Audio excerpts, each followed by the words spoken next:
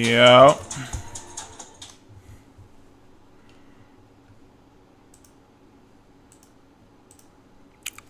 Boom.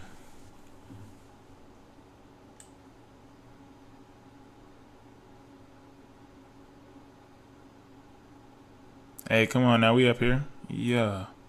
We getting everything all situated. Come on. All right, let's go. All right, so what we got going on today, appreciate you for stopping by already. Come on now. So we got some true scary stories. You see the light resonating upwards, right? We trying to, hey, we having a vibe right now. The vibe, look at this.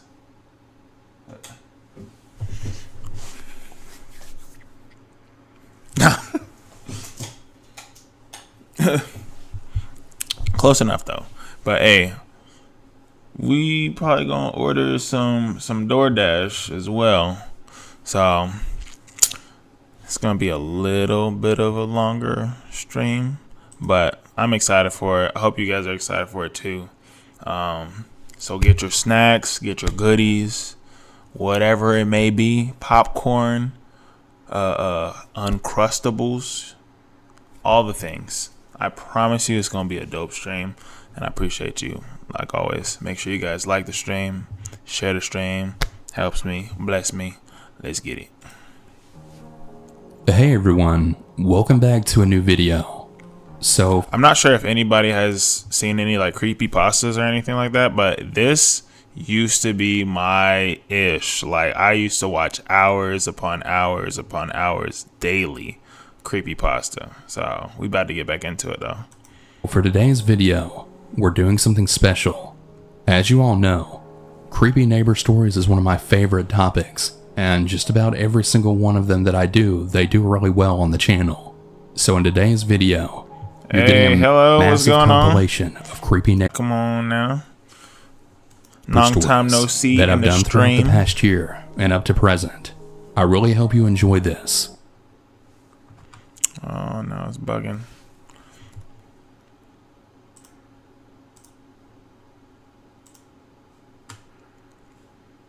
Hold on. And if you want me to do more, comment down below and let me know. And if you have your own scary story, you can submit. What the French toast sticks, brother? that to me directly at southerncannibal.com. And without further ado, with the stories. And as always, stay hungry. Stay hungry.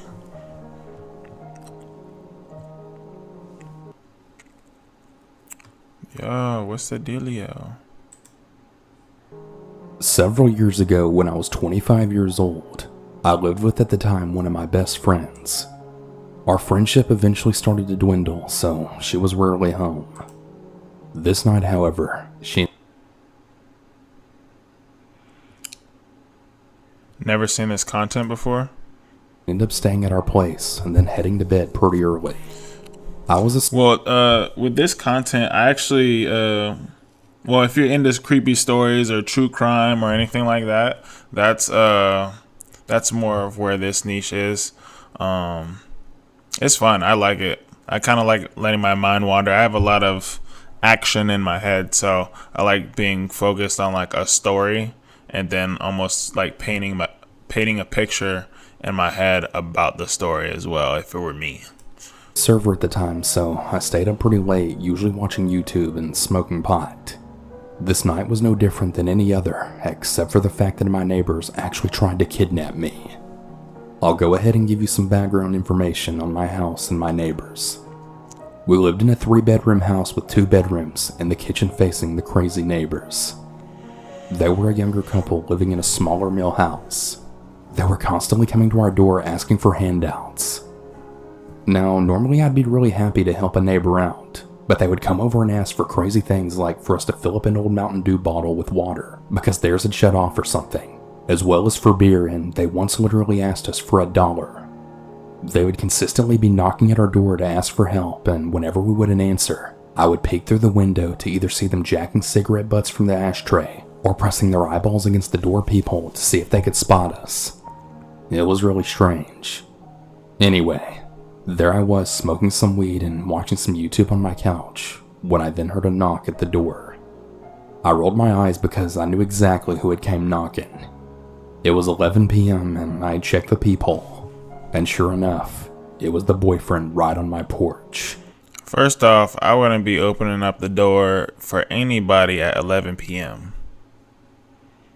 The only thing I get is my phone and my firearm. That's about it. Honestly. Normally I'd just walk away and continue with my life, but he looked like he was in distress this night. So I opened the door to see what was up. Hey, I just wanted to come over and see if you would film my engagement. I got my girlfriend a ring here in my pocket, and I need you to follow me to my backyard and film it for me. Baffled but really curious, I told him congrats and said that I'd be out in just a second and just needed to put my shoes on. I shut the door behind me, then locked it. Quickly, I ran into the back room that looked out into their backyard. I started peeking through the blinds to see the setup. Nothing. It was pitch black darkness. There was absolutely no sign of decorations or anything like that. Now naturally, I woke up my roommate to tell her what was going on. Yeah, screw that, she said to me, and we both walked back up to the door after the boyfriend started banging on the door through the peephole again.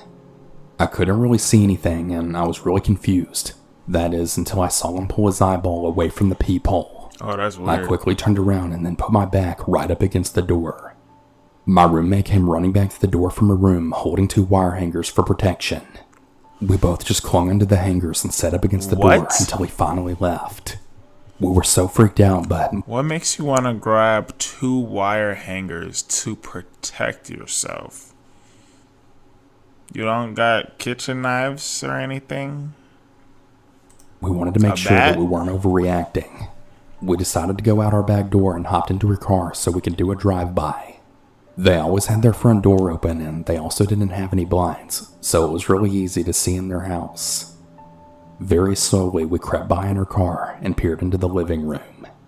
Sitting on the couch and all staring at the wall was there the couple and the older man. We sped off and we ended up staying at a friend's house that night. I never answered the door for either of them ever again. One day I came home from work and there was an older lady that was parked in their driveway. She walked up to me as I got out of my car and asked if I knew where the neighbors were. I told her that I hadn't seen them in quite a while, and she informed me that she was the owner of the house. She told me that they were months late on rent and it finally came to evict them. She entered the home to find it completely trashed, needles and garbage all over the place, holes in the wall, and literally shit on the floor. Wow. I told her I was really sorry to hear that she had to deal with all that, but that I was happy they were finally gone. I'm really not 100% sure what was going on that night, but I'm really glad that I didn't follow him to the backyard. Who the hell knows what they actually had planned? See, like, with any of these, Before starting the story, I wanted... With any of these, like, stories or whatever, a lot of the stories come from Reddit, because usually you can't track anybody as far as, like, whose story it is. You just kind of anonymously post stories, and people engage with them. You said it right. Back in the 90s, moving an apartment had clucks away, pebbles, second floor window. Eventually, they stopped coming, dude. I'm saying. Some people are. Some context. I don't know. I'm a 26-year-old female who unfortunately gets a lot of unwanted attention. I'm married and at the time of this story, my husband's brother had lived with us. We live in newly built townhomes and everyone in the unit had actually moved in within the same week of each other. In the townhome next to us lived a mom a little over a year ago, and we noticed that the mom and son had a guest staying with them. We didn't think much of it. Well, one morning I was walking my dog, and as soon as I walked out the door, I began to smell cigarettes. But I didn't really think too much of it because my brother-in-law smokes. Right in front of our townhome is a long patch of land that hasn't been built on yet, and I always walk my dog around there every morning. Once I reached it, I had heard someone behind me then say, "You look really lovely today." Hey, what? I looked back and I saw that it was the guy that had been staying with my neighbor. I was kind of confused because I had just rolled out of my bed still in my PJs. He then said good morning and I said good morning back. He then asked if I smoked and I said no. I was already getting really creeped out by this guy, so I just kept walking, and by the time I walked back home, he was already gone. When I got inside and told my husband, he thought What the heck? it was odd.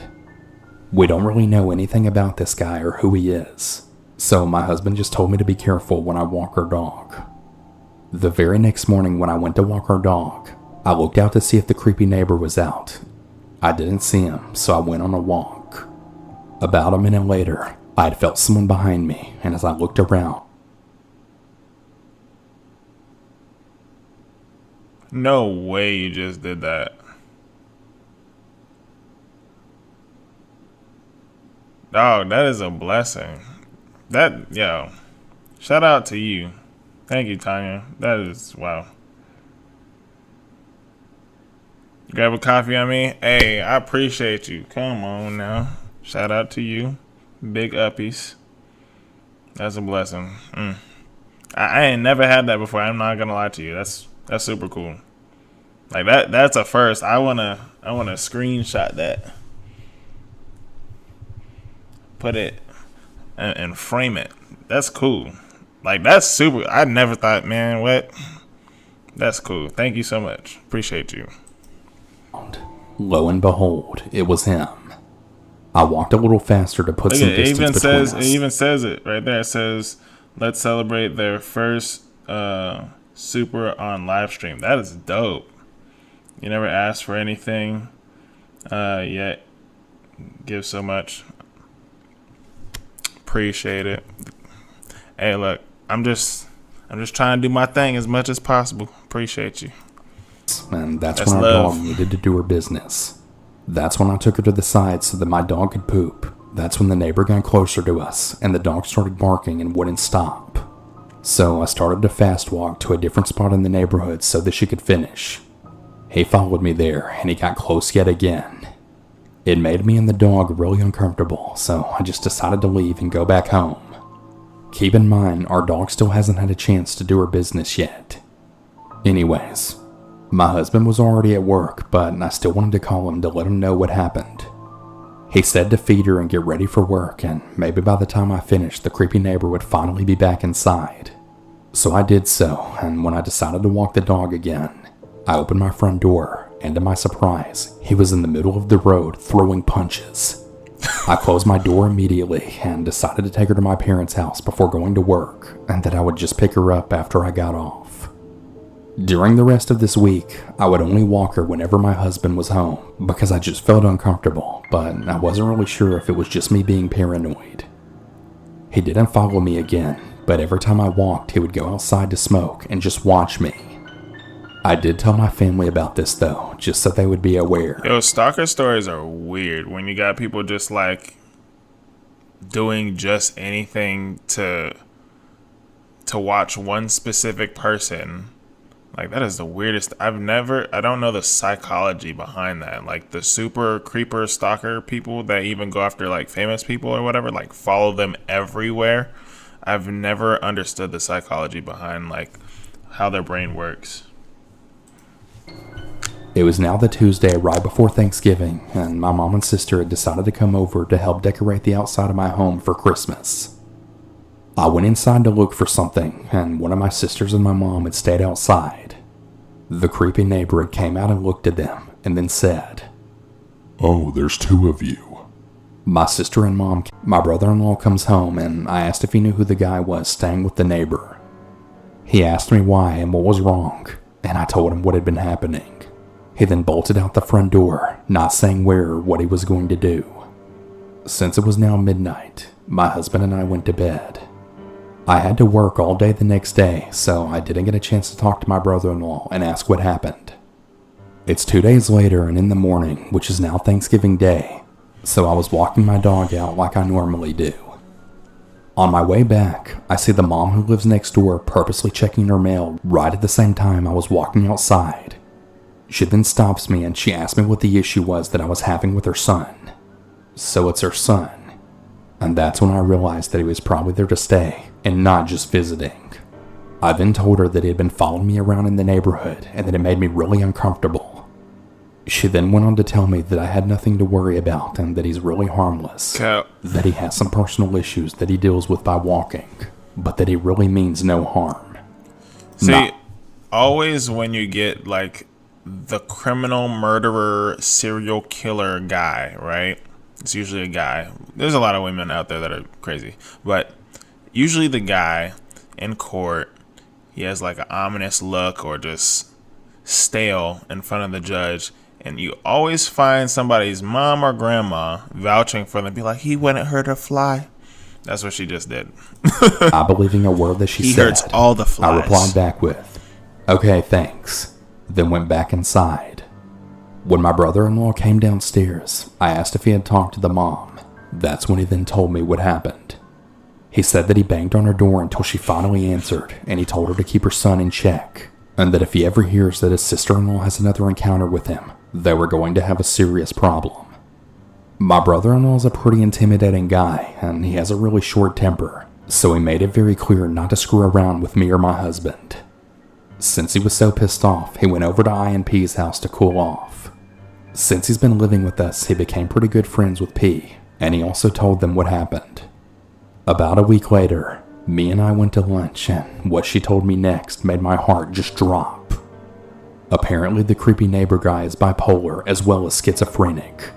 She told me that all the things the creepy neighbor was doing to me, he was doing to other women as well.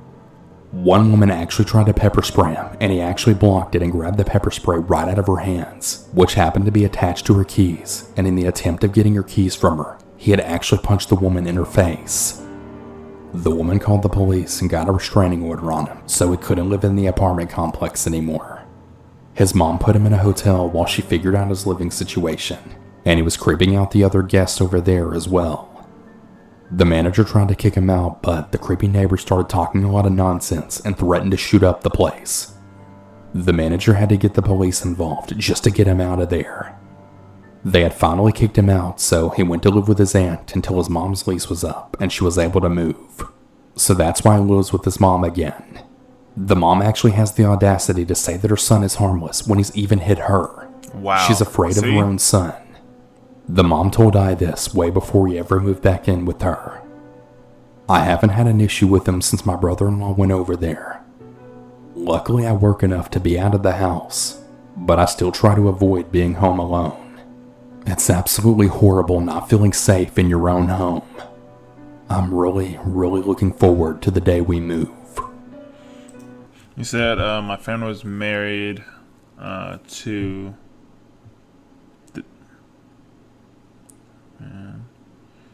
Didn't know. She thought he was having an affair. He was gonna divorce him. Total creeper.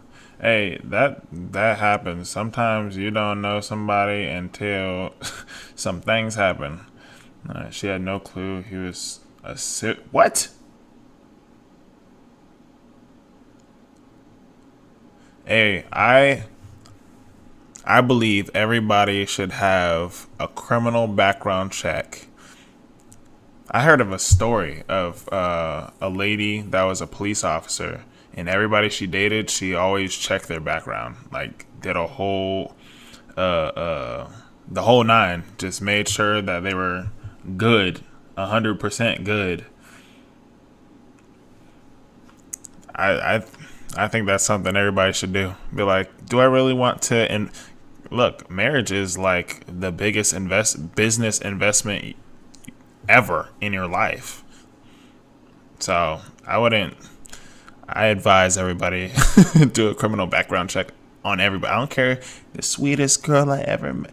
Look, she could have been running 50 states away just to get to you, bruh. I've heard some crazy stories. Welcome to the Quick Start Guide.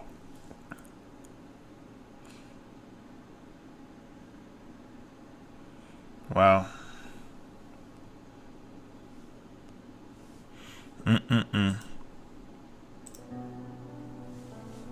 For years, I've been paranoid about changing near or around a window. I think it all leads back to the story that I'm about to tell you. For the record, I'm a female, and this happened to me 10 years ago when I was 13. My parents had divorced when I was 1, and my brother was 3, so we would visit my dad in his mobile home every weekend.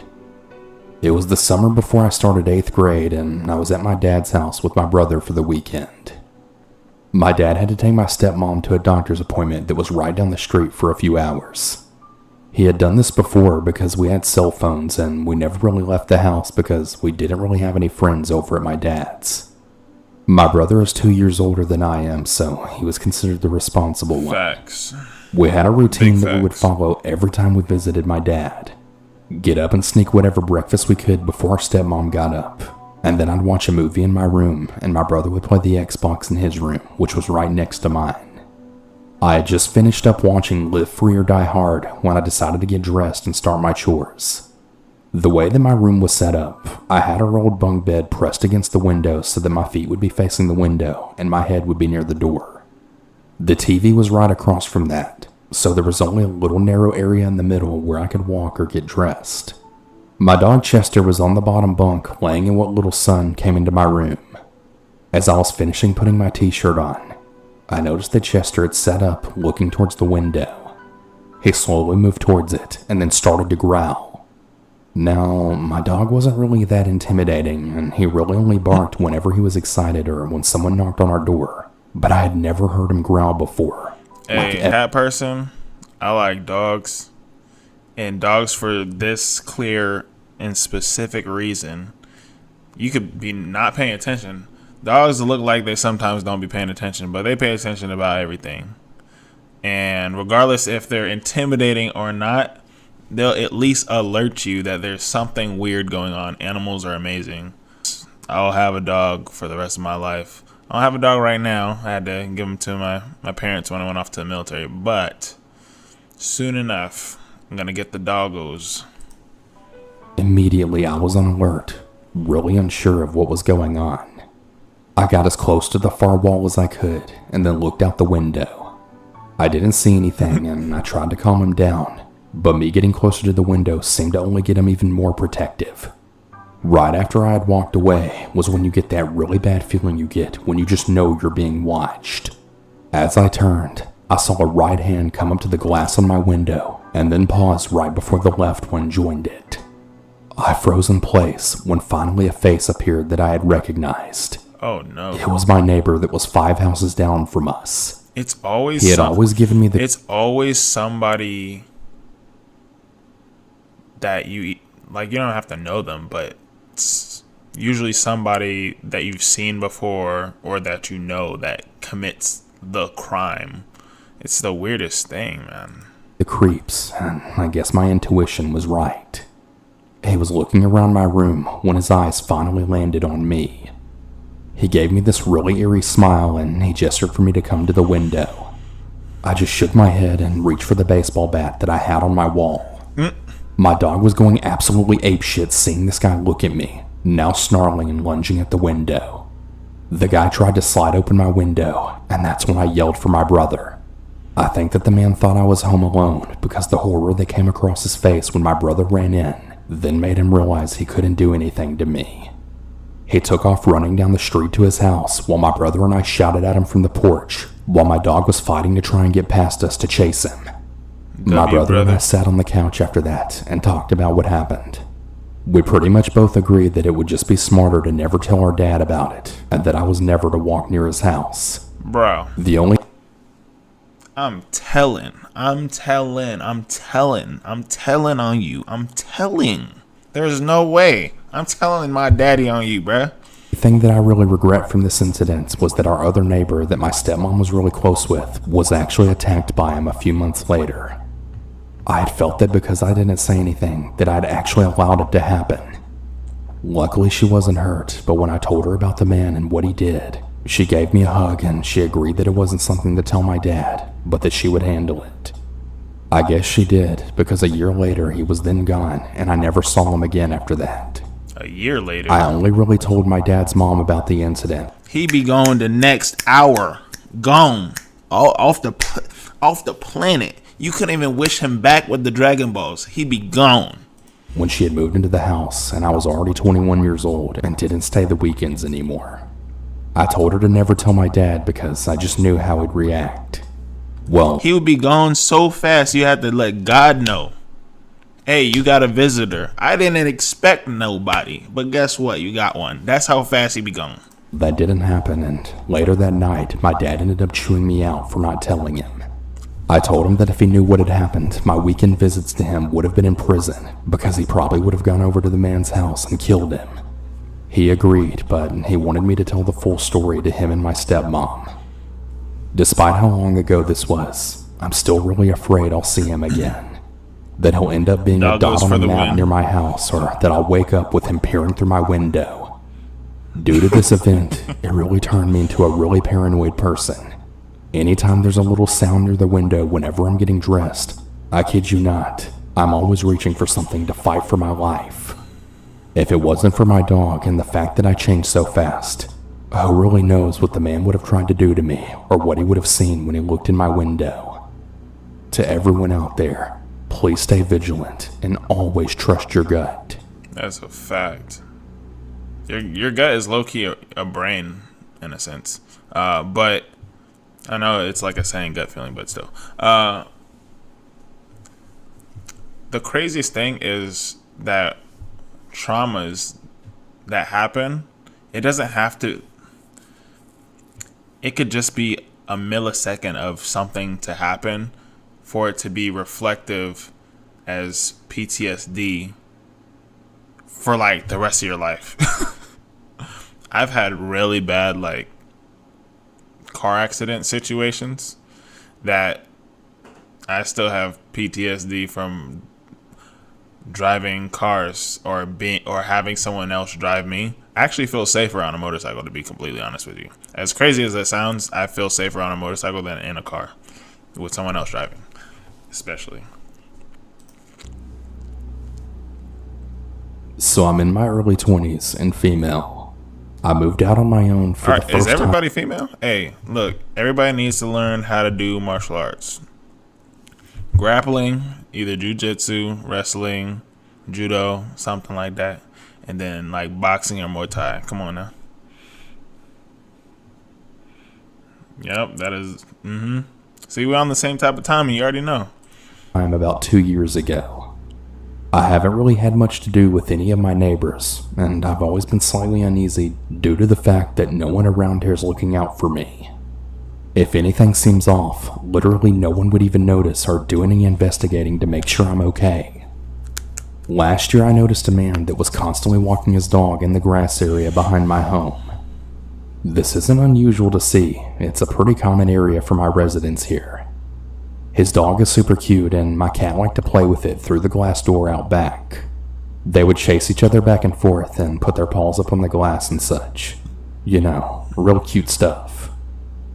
Well, one day I was outside and his dog came running up to the porch with glee and to get pets and say hi to his kitty friend, my cat. Now, this is the first time that I actually spoke to this neighbor. We'll call him Mark. So Mark seemed decent enough and we got along just fine. We started... So, before we continue on, so in the apartment complex that I'm in, we barely see anybody at all, like in passing at all. Like, people are pretty much to themselves. But I have this one neighbor that lives directly behind me over here. Kid you not, every single morning at 3 a.m., like 4 to 6 minutes before 3 a.m., every single morning without cease, there is someone is moving furniture, or moving something heavy, dragging something across the floor. Every single morning at 3 a.m. If you know anything about 3 a.m., that's the witching hour. I think she doing something weird back there, bruh. I've been praying. Trust. That's a fact. Yep, have a gun, female. Yep. You definitely gotta have that Second Amendment. Hanging out pretty often in a short time period because I'm a smoker and he was letting his dog out all the time. And it was also summer, so we would always run into each other quite often. Most days we would spend an hour or more after work just talking. This lasted for a couple of weeks. I gave him my phone number and I was just really happy to have a friend in my complex now. I will say, however, he was clearly very interested in either having a romantic relationship with me or friends with benefits. I was very honest with him that I really wasn't interested in either of those at all, and I actually had to tell him this quite often. See, red Frankly, flag. That's already a red flag. If you gotta tell a guy more than once, you gotta cut it off at the hip right there. Like, you can't let it drag on and be like, oh, I just like the company. Nope, don't do that. Guys are different. Guys think different. We'll accidentally touch your hand. Boom, marriage. Like, I can see us 3 kids, a dog, picket fence, house, everything right there. Don't do that. Nope. I was getting rather irritated that this always came up several times every time we spoke. He rather quickly was really trying to get me in his house from the first time we talked until the last. He always offered multiple times every time I saw him. All I know is she's consistent at 3 a.m. Crazy. I always said no and blamed it on me being COVID cautious. Well, he quickly got tired of that excuse and he invited himself into my home as well. Wow. But of course, I always said no. One day he came out while I was smoking was filled to the brim. That's even worse. If it's filled to the brim, no wine bottle is filled to the brim. That means he put something in it. And he didn't drink nothing. Talking about it's good. So he pours a couple of glasses and doesn't drop a beat in telling me, Go ahead, take a drink. Ugh. I felt very uncomfortable, but I didn't want him to feel like he was being accused of anything when he was just trying to be a really nice neighbor. After all, he poured himself a glass of this very same stuff, right? But did he I mean, drink what's it? the worst that could happen? Well, my mama still raised me better than that. Okay. So I totally faked a sip and said it was good. After any sentence that either of us had, he would tell me again to take another drink.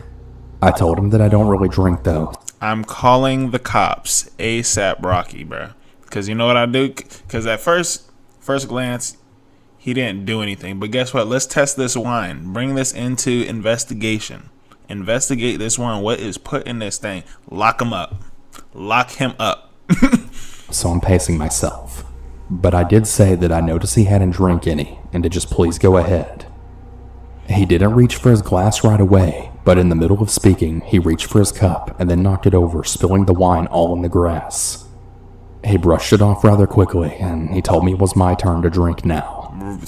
That's when I then said, But you still haven't even drank anything. Facts. You spilled your drink. Pour yourself another glass. I'd be like, I don't want to drink this alone. So he did. Have some of mine. He still didn't drink anything. He did tell me a few moments later, though, to drink mine. I told him that he needs to catch up, and we basically just kept doing that same old thing in circles. Why would she give him the time of day? Like, what is going... I don't understand.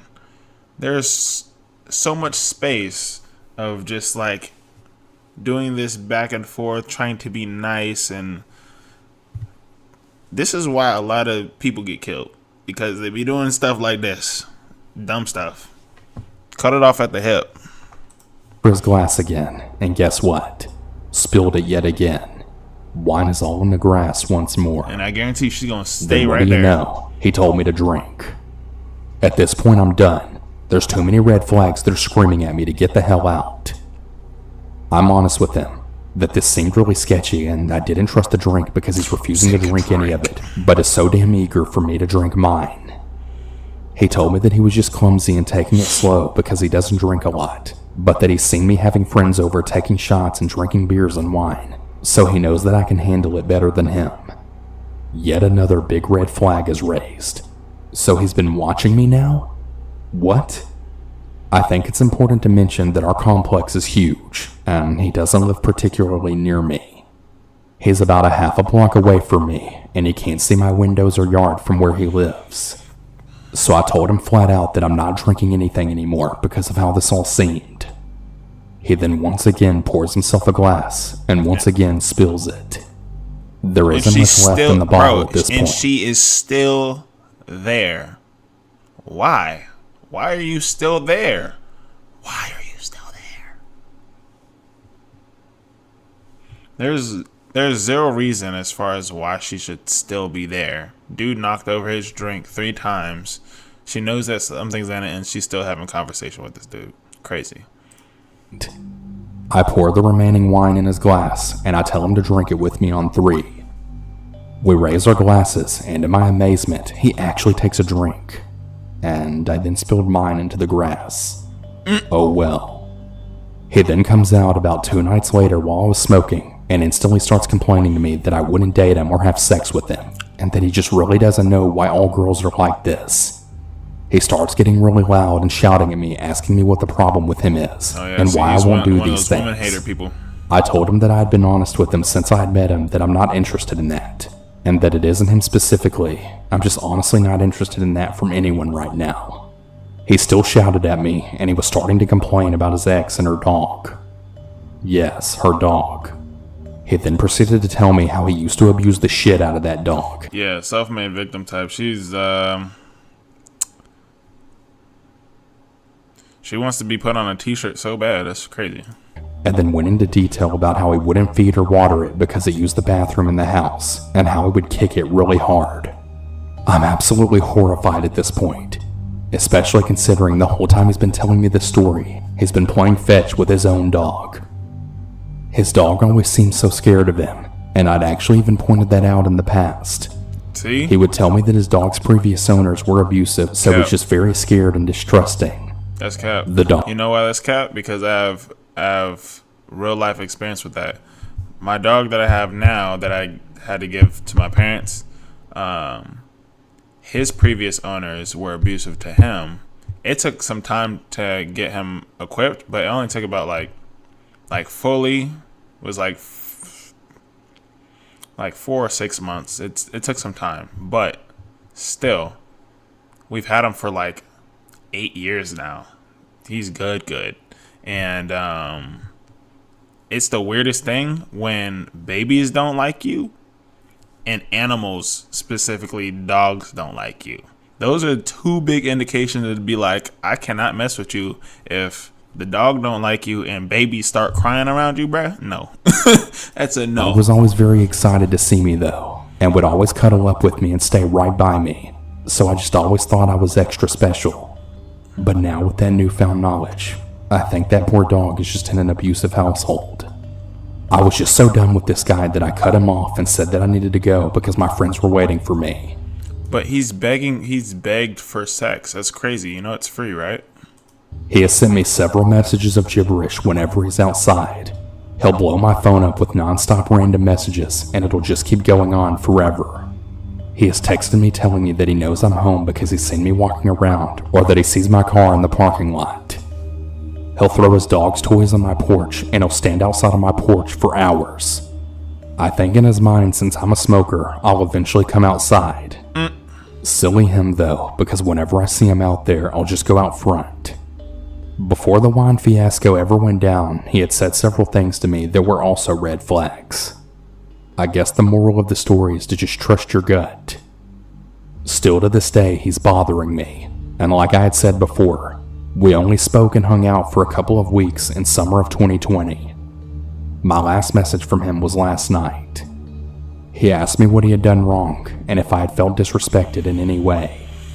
I haven't spoken to him since he screamed at me for not sleeping with him. I thought about answering his text with the brutal truth about how twisted and creepy he presented himself as, along with how uncomfortable he made me feel, but I didn't want to give him any ideas on how he should improve. Stay smart, folks. Don't ever drink things people give you if the seal is broken. I'm gonna go out on a limb here and say that he was definitely trying to drug me. Surprise, like... See, stories like that just makes me like, of course you died. Like, if something happened, of course you died. You know what I'm saying? Oh my goodness. Like, simple social awareness and just leave, you know? Leaving a situation and then having the most simple social awareness to just not engage in something, well, I guarantee you it will save your life probably like 75% more than you would doing what she did. So dumb. Off by saying that I've never told this story to anyone. I'm a 32-year-old female, and my name is Kara. Yeah, I would have been called cops, restraining orders, something would have to happen. Something. It all started about 2 weeks ago when I moved into my new apartment. I was all moved in and everything because I live alone, so I didn't really have much stuff to unpack. Later that day, I grabbed my purse and keys to go to work for the day. I was walking to my car when I saw someone start to approach me. It was a woman who looked to be at least 45 to 55 years old. It was very obvious that she was a smoker. She also looked really sleep-deprived, skinny, and frail, and she had very noticeable eye bags that seemed to get worse the more I looked at them. "Hello, miss. You must be the new neighbor," said the old woman with an extremely damaged voice caused by years of smoking. "Yeah, I just moved here 3 days ago." I responded as polite as possible, then I noticed she had something in her hands that she hid behind her. She looked really excited to tell me what it was.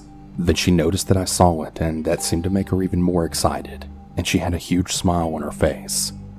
It was horrible. Her teeth were uneven and rotting, she was missing teeth, and her gums looked like they had been bleeding earlier in the day. Her lips were also blistered and dry, and she scared the absolute crap out of me. "I want you to meet someone," she said to me. She then showed me what she was hiding behind her. Her name is Jambalaya. It was a very strange looking doll that kind of resembled a coconut.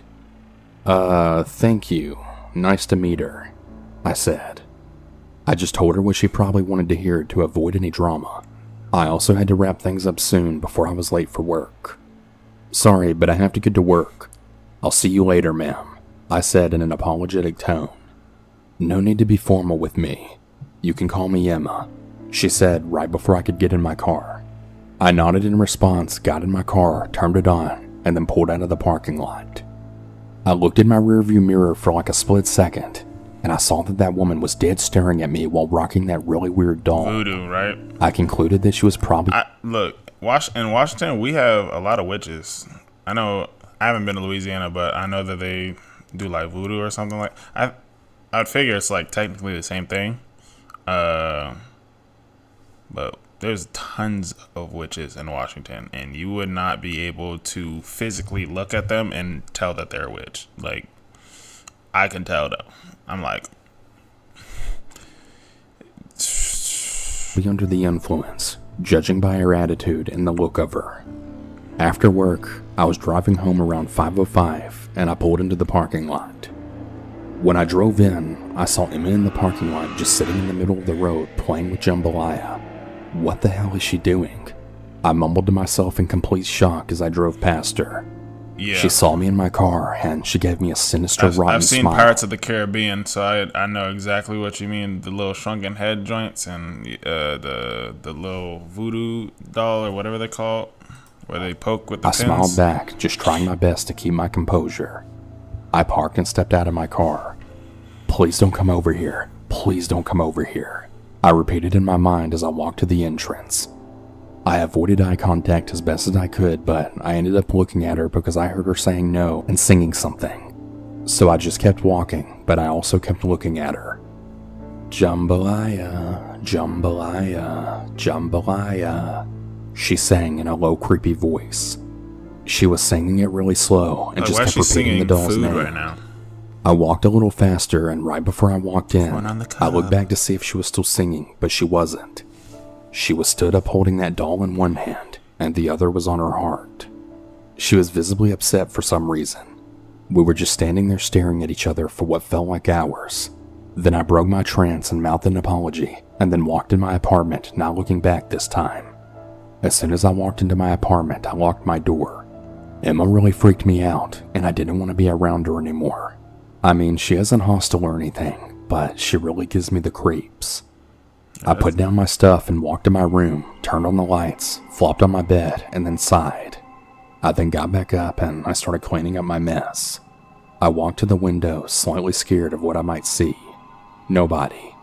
I was really relieved. Part of me was expecting Emma to be looking at me from my window. I woke up at a really uncertain time and looked over to my bedside table to pick up my phone, then realizing that it was 4:30 in the morning. I tried to figure out why I woke up and turned the bedside light on because I was wide awake for some reason. Yeah, she done did It was something. kind of unnerving. You don't just wake up at those times for no reason. Specifically in between the hours of 3 or, well, technically 2:30 and like 4:30. It's like between those two times specifically. That's weird. Especially after that encounter. That's weird. Because I didn't understand what was happening. As I was laying there in my bed, I started hearing really weird tapping noises, and then froze. Being the person that always listens to scary stories and has become a little paranoid, I started to freak out. I didn't really know if I should get up and go see what was happening, or just stay in my bed and wait for it to pass. The tapping had stopped after about a minute, and I had just heard shuffles and something like a whisper. At this point, I was definitely freaking out, but I really didn't know what I should do. All of a sudden, everything went quiet for about 5 minutes. I was still too scared to get up when all of a sudden my front door slammed super loud. This freaked me out so badly that I got up from my bed super fast, looking in every room trying to figure out what the hell just happened. She locked the door. I didn't see anything, so I was starting to freak out even more now, thinking I was going crazy. The last place I checked was the bathroom, and I looked in the shower to see if somebody was hiding in there.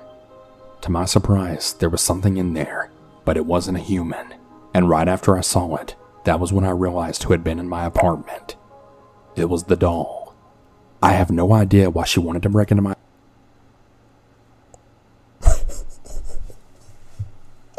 Hell no. Bro.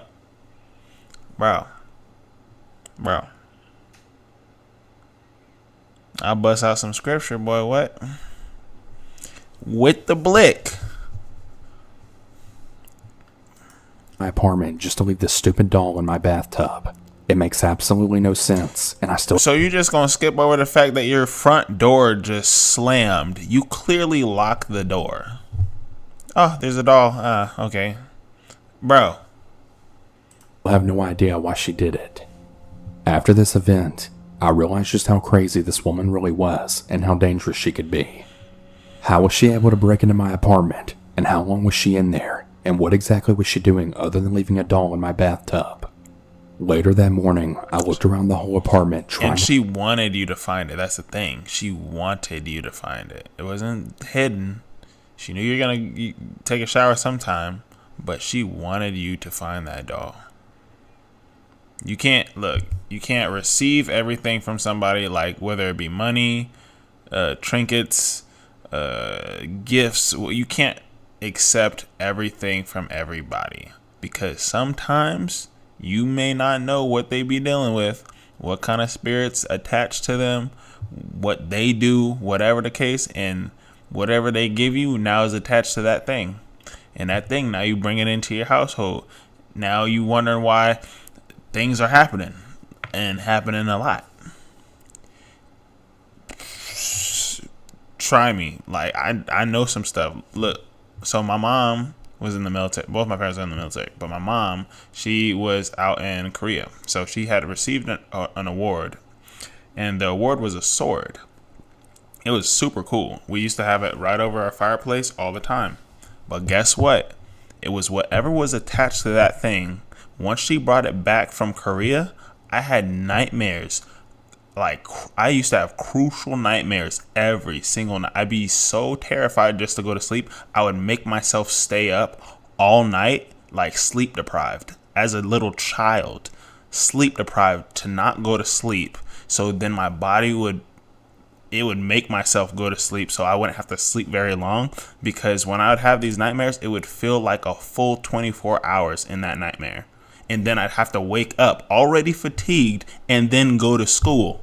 Bro, I'm not learning nothing. I'm irritated on everything. But guess what? Every single time after that dream happened, I saw that sword no matter what. Until we got rid of that sword, I never had like those type of night terrors ever again, and I never saw that sword at the end of my dream ever again. Bro. Try me. Ask a question. I will guarantee you I probably know it or I have experience with it. Talisman, yep. Things be attached to things, bro. Figure out just how she broke in. After about 10 minutes of searching the apartment and checking every door and window, I noticed that my bathroom window was unlocked and even still opened ajar. Ooh, that's weird. This freaks me out so much, and I instantly become mad at myself for forgetting something as important as locking all your doors and windows. I knew right away this is how she managed to break in, and she must have just went out the front door because it was easier.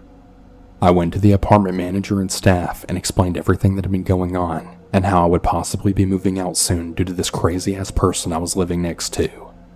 Thankfully, they really understood my situation, and they said they would be talking to Emma about what had happened. They offered me next month's rent for free if I stayed. I decided to accept this offer since I had just recently moved in, and I didn't really have a lot of money on me at the time. That makes sense. Around a week later, after nothing else had happened, I heard from the apartment staff that Emma was getting arrested and possibly getting sent to a psych ward. Let's go. They explained to me that after the manager had tried to talk to her about what was going on, she had confessed to breaking into my apartment, to which she then became furious and denied the whole thing. Wait, she had what? a mental freak out. So you got mad because you told the truth? What are we doing? If you was gonna get mad, like, you could have just lied. Low key, like, she got mad because she confessed. It's not. I mean, whatever. But hey, I'm big dubs for going to the psych ward because she don't need to be there. Was taking it out on the manager just because he tried to talk to her about her actions. This led to her getting aggressive and being arrested. I have to say, I was pretty damn happy about the news of her being arrested because that meant that I didn't have to worry about her anymore, and it gave me a lot of hope for my new apartment. I threw that doll away and decided to move on with my life that year after experiencing all that. I'd burn that thing, bro. You ever seen Annabelle? I don't watch no scary movies no more, but you ever seen Annabelle? Bro, they threw it away. That thing came back, bro. I'm setting that thing ablaze. Never want to go through something like that again. If you're a woman who owns a business. Yeah, yeah. I'm not letting anything slide. For sure I'm not. So there used to be a show about a museum that has those sort of items. Yeah, I know what you're talking about. And it's the wildest thing is it doesn't make sense because it's I guess it's housed by a Catholic priest, right? And he blesses the Annabelle situation, but he has all of these. I'll look that up like later on in another stream or something. But he has all these cursed items, like satanic, demonic items, and he blessing them. You don't keep that stuff, bruh. I don't care what kind of prayer you talking about. It's just like if you know you have problems with lust, you don't try to practice in a strip club. You're not like, let me really train myself to really be holier and go to a strip club and train to not start lusting at, like, it doesn't make any sense. So the fact that a Catholic priest has these cursed items in literal Annabelle, and you think putting holy water on it is going to do something? Sir, sir, I think you got it a little misconstrued. There's no way on planet Earth you would see me have a cool item, and because I like it so much for whatever reason, I'm going to just bless it, acting like there ain't no demonic spirits on it.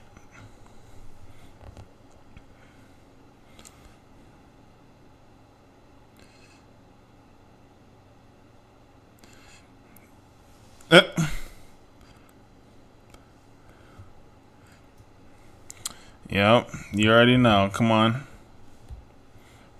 We on the same type of timing, everybody. Oh, whoops. So about 6 to 7 years ago, Let's back it up a little bit. apartment, to which she then became furious and denied the whole thing. And it gave me a lot of hope for my new apartment. I threw that doll through something like that again.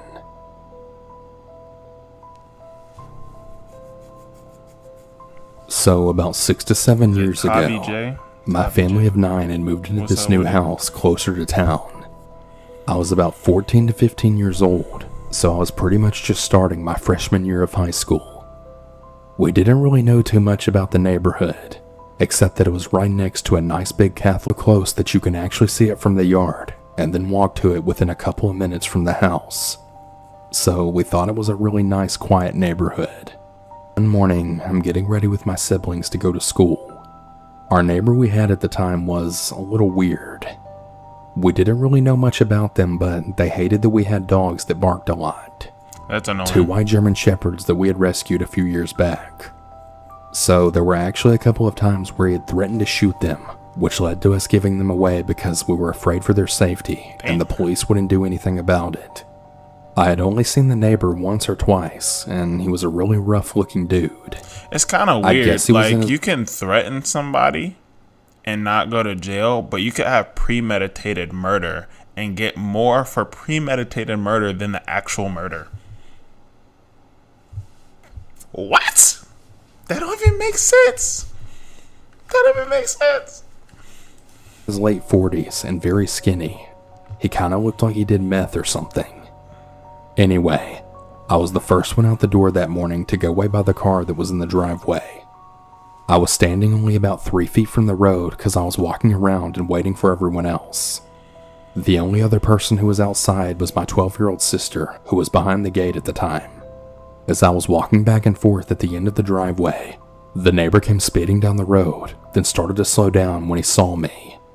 Keep in mind, I didn't know everything about this guy that I do now. I had no idea about the level of creepy this guy was. I didn't really know about the level of creepy this guy was. I just saw him as one of the neighbors. My parents hadn't told us a reason about why we had to give away our dogs at the time, and I was a very ignorant and clueless child.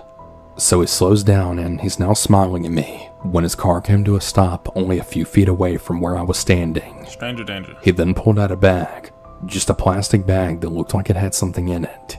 It also looked like it was bagged a couple times over.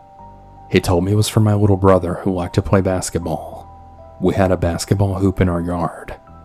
I had asked him what it was in the bag and he had told me it was a basketball. Right away, I got this incredibly sick feeling deep in my stomach, and at the time I didn't know why, but the feeling I got from this guy made me feel incredibly uncomfortable. He asked me to come get it so I could give it to my brother. Hell no. But I was really hesitant because if it was really just a basketball, then why did it have so many bags around it? So I asked him if he could just throw... waning questions they're getting. This is not a thing in a black household. If I remember anything before I hit double digits, before I was a teenager, or 11 rather, 10, was my address, phone number. Don't talk to strangers. Don't take anything from strangers.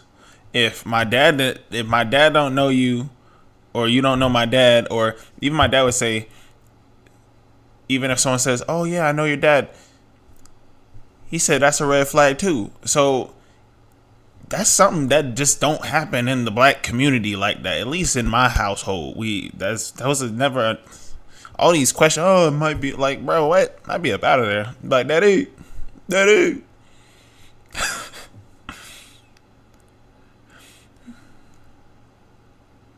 Yeah. Exactly. I was just like, if that was, I'd be like, why would my little brother have anything to do with you? You older than me. Like, what are you driving? I'm 15. He's 9. Throw it over. Right around this same time, my little sister that was outside with me had just gone inside and told my mom that there was someone else outside with me. When he saw my sister leave, he started to get out of his car. Before the man could say anything, my mom came out the front door and was standing on the porch asking the neighbor what he was doing. Right. And then without saying anything, he just jumped back in his car and then floored it down the street. I can't imagine what would have happened if my sister hadn't told my mom or even been outside to see what was happening. It still really gives me the chills to this day. We never saw him again after that, and he moved away a few months later. Weirdos, man. My family lived in a townhome neighborhood in South Florida when I was a teenager. Oh, it's South When Florida we story. moved in, we met the president of the homeowners association, and he seemed like a really nice guy. We'll call him Jeff. We lived right next to him, and we would often see him walking around outside, and he would wave to me and my younger siblings. For the first few months, we loved the neighborhood. Yeah, We you met didn't other open people up who the door lived for there, and were nobody. even invited to a cookout by Jeff. Shortly after, things began to change. We heard from some neighbors that we had become friends with that Jeff had been stalking them. He would wait until they were tending to the plants outside their house and would turn on the sprinklers. He would follow them while they walked their dog and seemed to try to secretly record them with his phone. We were shocked. Over the next few weeks, Jeff seemed to shift his focus on me and my siblings. He would approach my young siblings as they played outside. I'm ordering DoorDash right now as well. So, if y'all want a DoorDash. What do you guys get on DoorDash? And would tell them how cute they were. He would even ask my youngest sibling if they wanted to go for a walk with him around the neighborhood. He became increasingly more creepy Why you say until it the like day that? my story takes place. I was out walking my dog around the neighborhood just after dark. My parents had instructed us to stay away from Jeff and his house, My name Jeff. so we would walk the long way around the neighborhood to get to the large grassy area where my dog liked to walk. I'm used to hearing sounds from neighbors, their pets, or their cars. However, as I was walking, I kept hearing footsteps from the other side of the building. I was walking alone.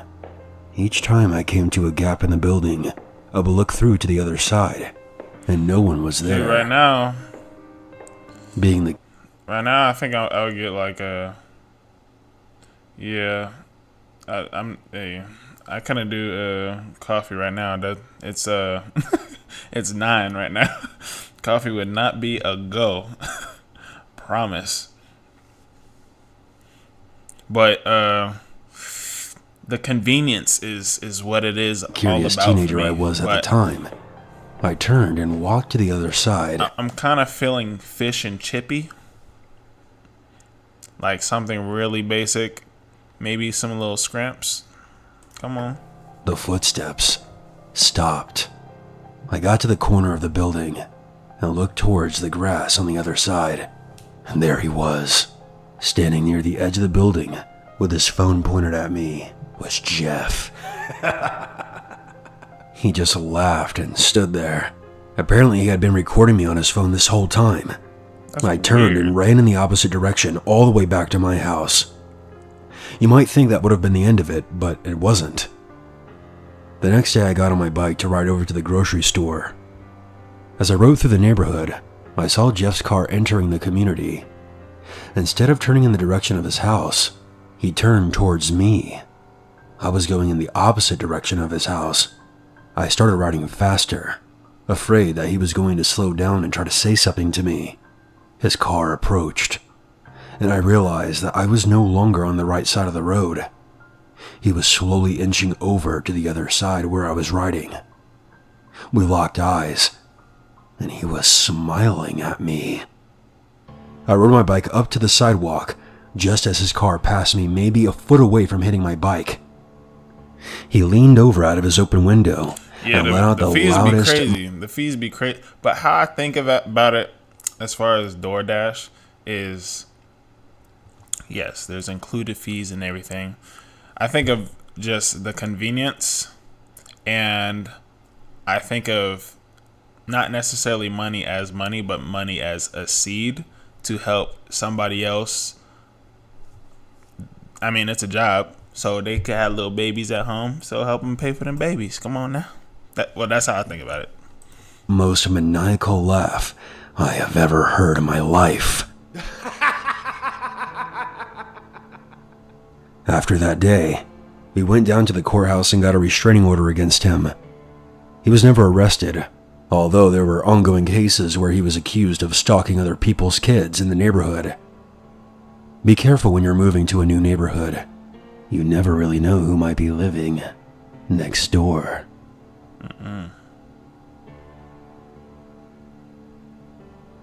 I lived outside of Memphis, Tennessee for about 8 years at this really nice apartment complex all alone. This boy is southern than a mug.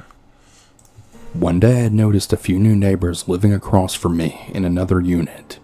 2 guys who appeared to be college graduates. They had a college flag hanging on their patio. One of the guys in particular had kinda started watching me. No telling how long he was watching me before I noticed him. But I was walking to my mailbox one day, and I noticed him running into his patio just staring at me. I saw what appeared to be a smirk on his face, as if he was trying to keep from laughing. What he was doing was by far not funny, and I was taking him seriously. I came home with groceries that I was unloading from my... You said you ordered 2 meals? Yeah, sometimes it can be. It just depends on where you at. Hey, Washington be expensive. I think it's like, what, Washington, California, and New York? That are like the most expensive states. car, and I felt that he was watching me then as well.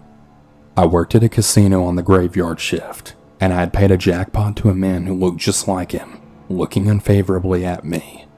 He knew unsettling things about me, like what shift I worked and at what casino. I decided to take off on one of my work nights. I don't know why I did it, but I felt really relieved to have an extra night off to rest up some. The exact time that I would leave out my front door to go to work, there was a knock that came to my door. I was watching TV and I turned it all the way down and the lights off, so I could see and hear clearly who the hell this crazy person was outside my door knocking at this time of night completely unannounced. We had neighborhood watch, so I guess that's why I never reported the crazy guy across the street to my property managers. All I think about for neighborhood watch is like old people, or that movie that I think it's called Neighborhood Watch, which the end of that movie is crazy, but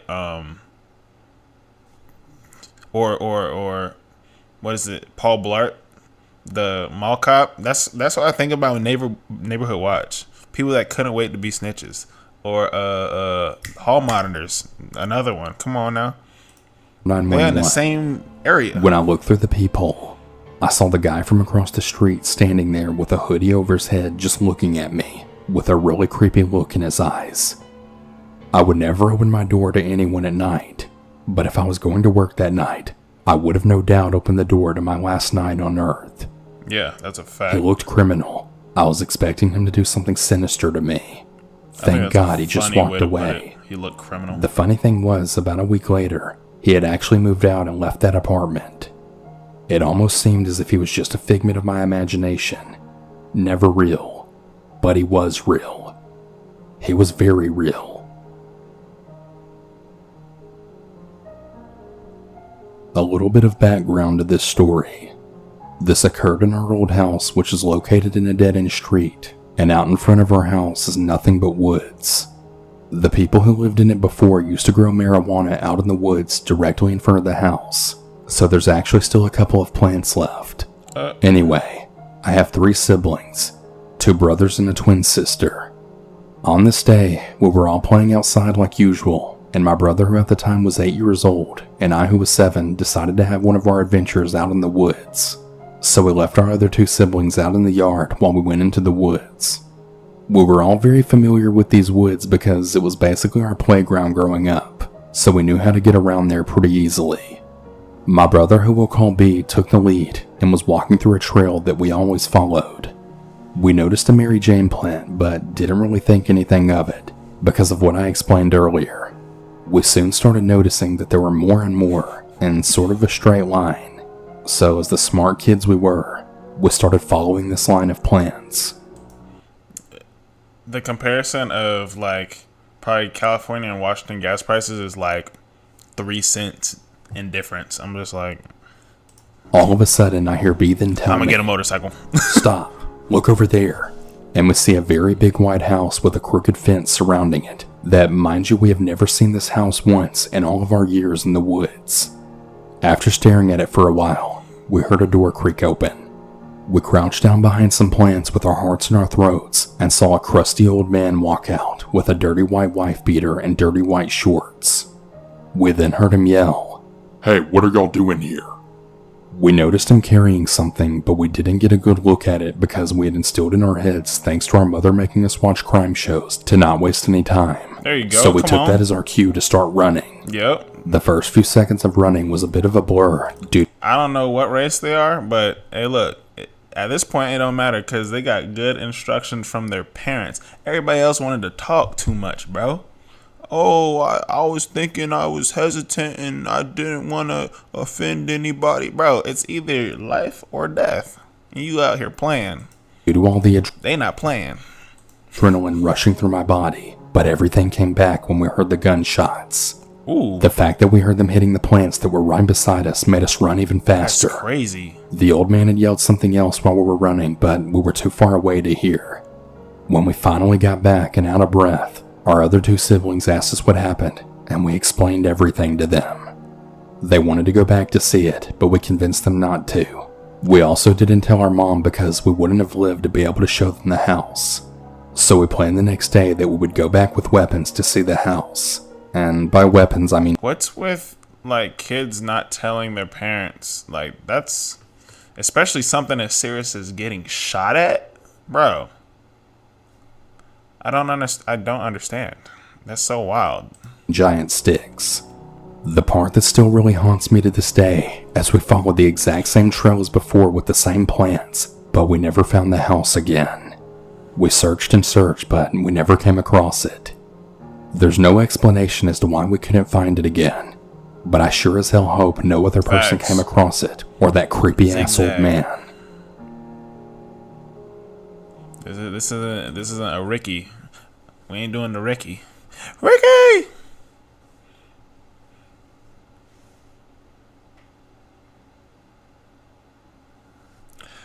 Yeah, see, to know if you're the fight or flight type, you would have to have gone through similar situations as the situation that you're in to know that. Because you could watch a movie and you could see somebody freeze, like the train situation when you see when someone's in front of a train and then they just kind of stop. That's a real thing, like a deer in the headlights, where it's almost you're working out of body. It's an out of body experience in a sense that like your whole nervous system and everything just shuts down and your body is just like sitting there on its own and you're like move and your body just sits there. That's a real traumatic experience, as well as that's a real thing that happens in fight or flight. But usually to train yourself into a fight or flight type of situation, I always say the best thing to do is any fighting arts, like where you're very combative, like wrestling or boxing. Like they throw you into the lion's den, so it allows your body to be in such of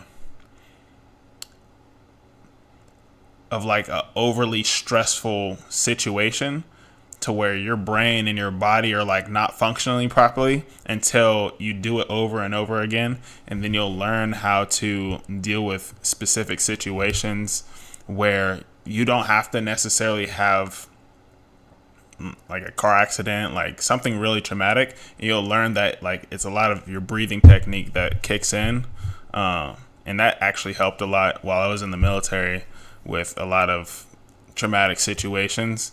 That a lot of my training from martial arts went over into the military, so I was able to deal with a lot more stressful situations way faster than everybody else. Kickboxing is fire. I like Muay Thai better because you get to use all 8 limbs. Come on now. Gotta hit him with them bows. Hey,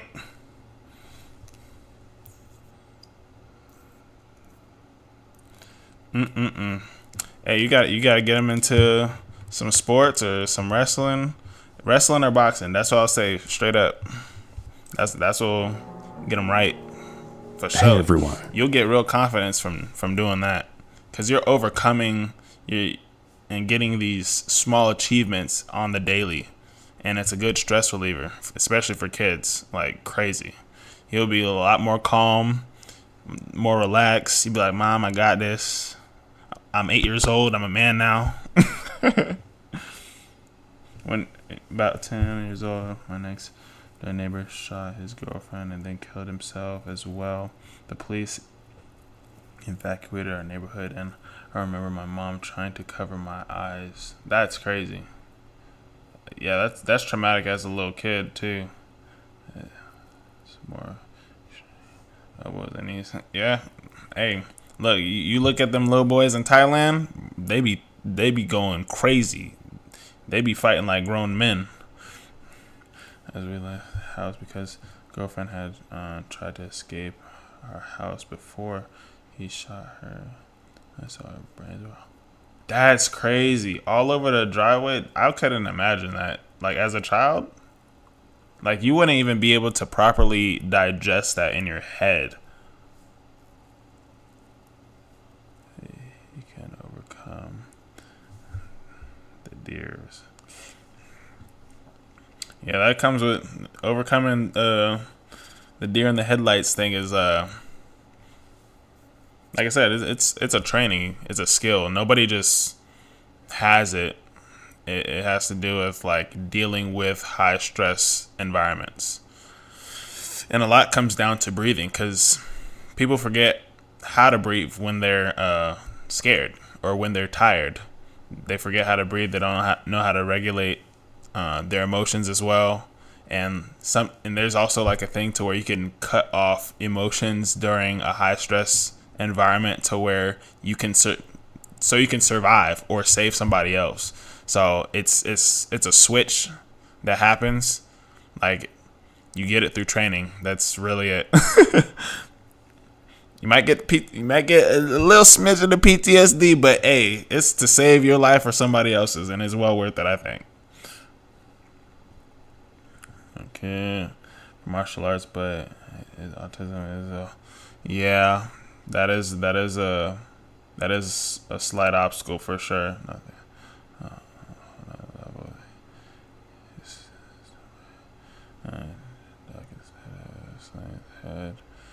Running on slides.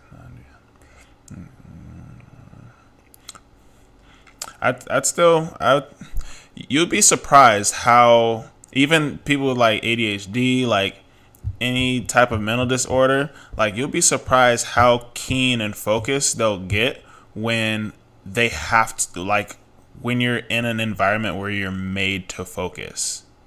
You're made to focus. Not like forcibly in a sense, but you're made to focus because the technique is more important than just getting it done. You know what I mean? And that actually helps learn. And you can, people keep saying like when you lose brain cells, you can't get them back. You can regain brain cells. You can help retrain and relearn yourself to do something, or just learn how to do something, which would require you multiplying brain cells. So apologies for the interruption, but I wanted to talk about today's sponsor, ShipStation. If you run an e-commerce business, you probably feel like it's about time people stop treating e-commerce giants better just because they're bigger. And you're right. That's why ShipStation gives e-commerce sellers of all sizes access to the same deeply discounted rates that are usually only reserved for Fortune 500 companies. For sure. But yeah, breathing is key. Like when it comes down to just the technicals, the technicality to everything, not even the physical endurance and all that kind of stuff, it comes down to breathing, emotion regulation, and situational awareness. Like those three things are like cornerstones to survival. You never knew that you're going to get these survival tips in this stream. Come on now. But yeah, like those three things are heavy, because you can get somebody that's skilled in doing all the katas and just showing you that they can shadow box. But if they're not tested in that realm to be able to proficiently use those skills, it's as if they didn't know it, learn, or do anything. So you could train yourself to drive all you want to, but until you start hitting the freeway, you won't. You're not really driving for real.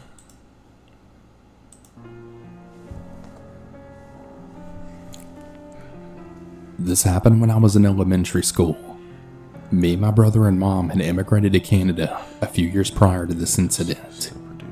We moved into a rental apartment which consisted mostly of new immigrants. You can still.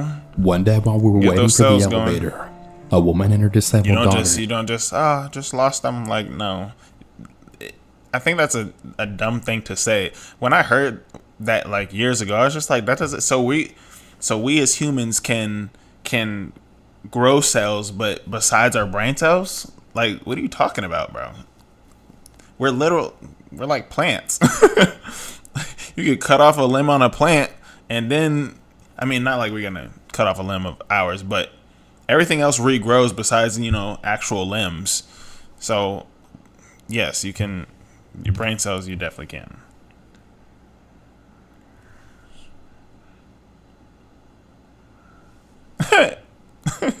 Had walked over and waited with us.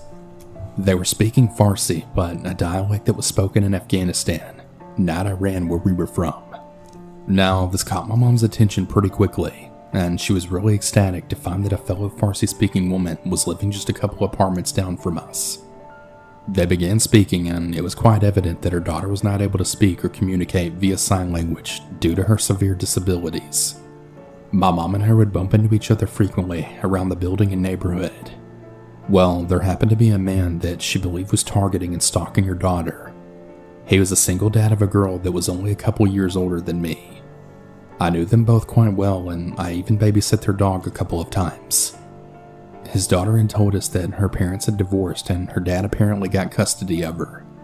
One night, me and my mom had just gotten home and we were stepping out of the elevator when we then bumped into the lady. She approached us and she said that it was her daughter's birthday and that insisted we join them for some cake.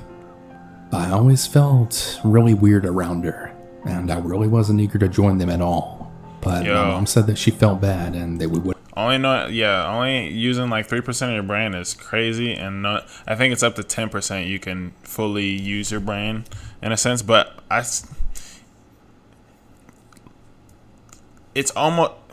think it's almost unfathomable to think that you only can use 3%, and there's a maximum of 10% that we can use of our brain.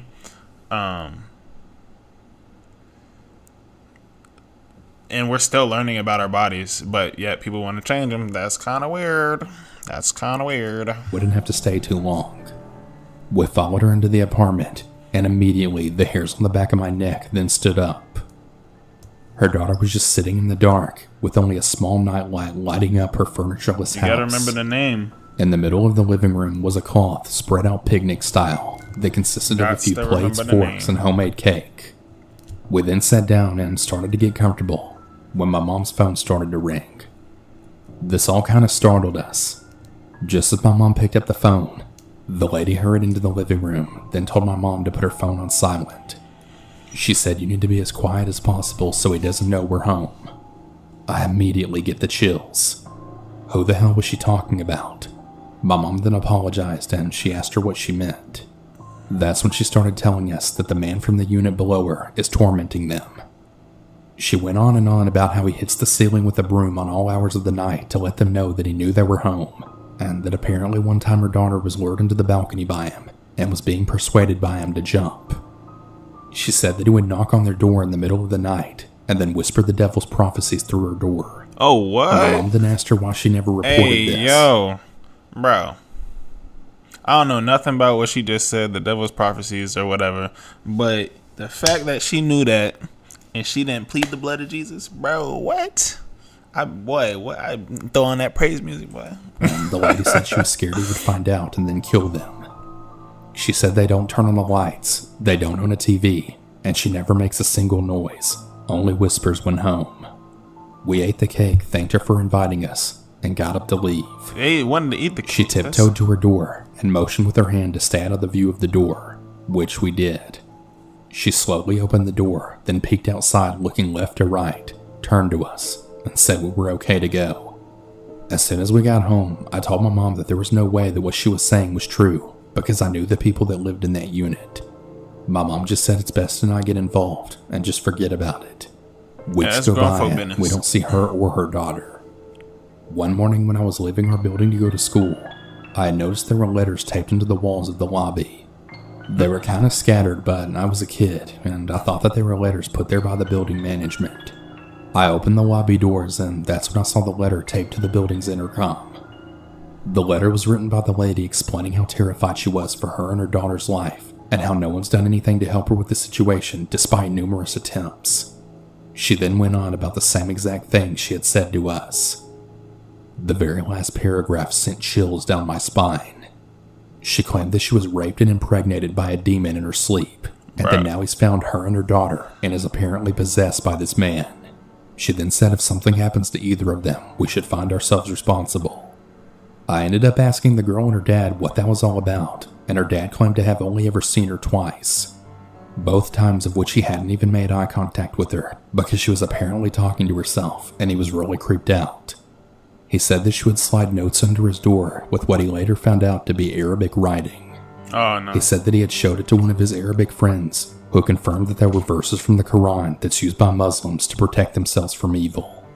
He said that he had no idea it was her doing this until the letters started being plastered all around the building on every floor. Apparently they were asked to move out of their apartment, and she had threatened to light herself and her daughter on fire. The management had to contact the police for her being a threat to herself and others. After a while, we all forgot about it and we just went on with our lives. You just forgot? We moved to a different part of town not too long after, but this event has always stuck with me. In 2015, I went back to the old complex due to reconnecting with a childhood friend who still lived there. Well, I ran into the building manager and he and I got to talking, and I asked about the incident and if he ever really found out what happened. Apparently the lady was schizophrenic. She was a victim of forced marriage at a really young age, and her daughter's disabilities were the result of the extreme abuse she endured while pregnant. Turns out she was extremely mentally ill and just full-heartedly believed the claims she had made. Apparently her daughter was in fact capable of speaking, but her mother did everything in her power to isolate her from outside contact in society. Me and my mom thought she was around 14 to 16, but turns out she's a 30-year-old woman. She was very malnourished and lacked personal hygiene, and was obviously not properly taken care of. Her daughter had never once been to a hospital or even school. Really sad stuff.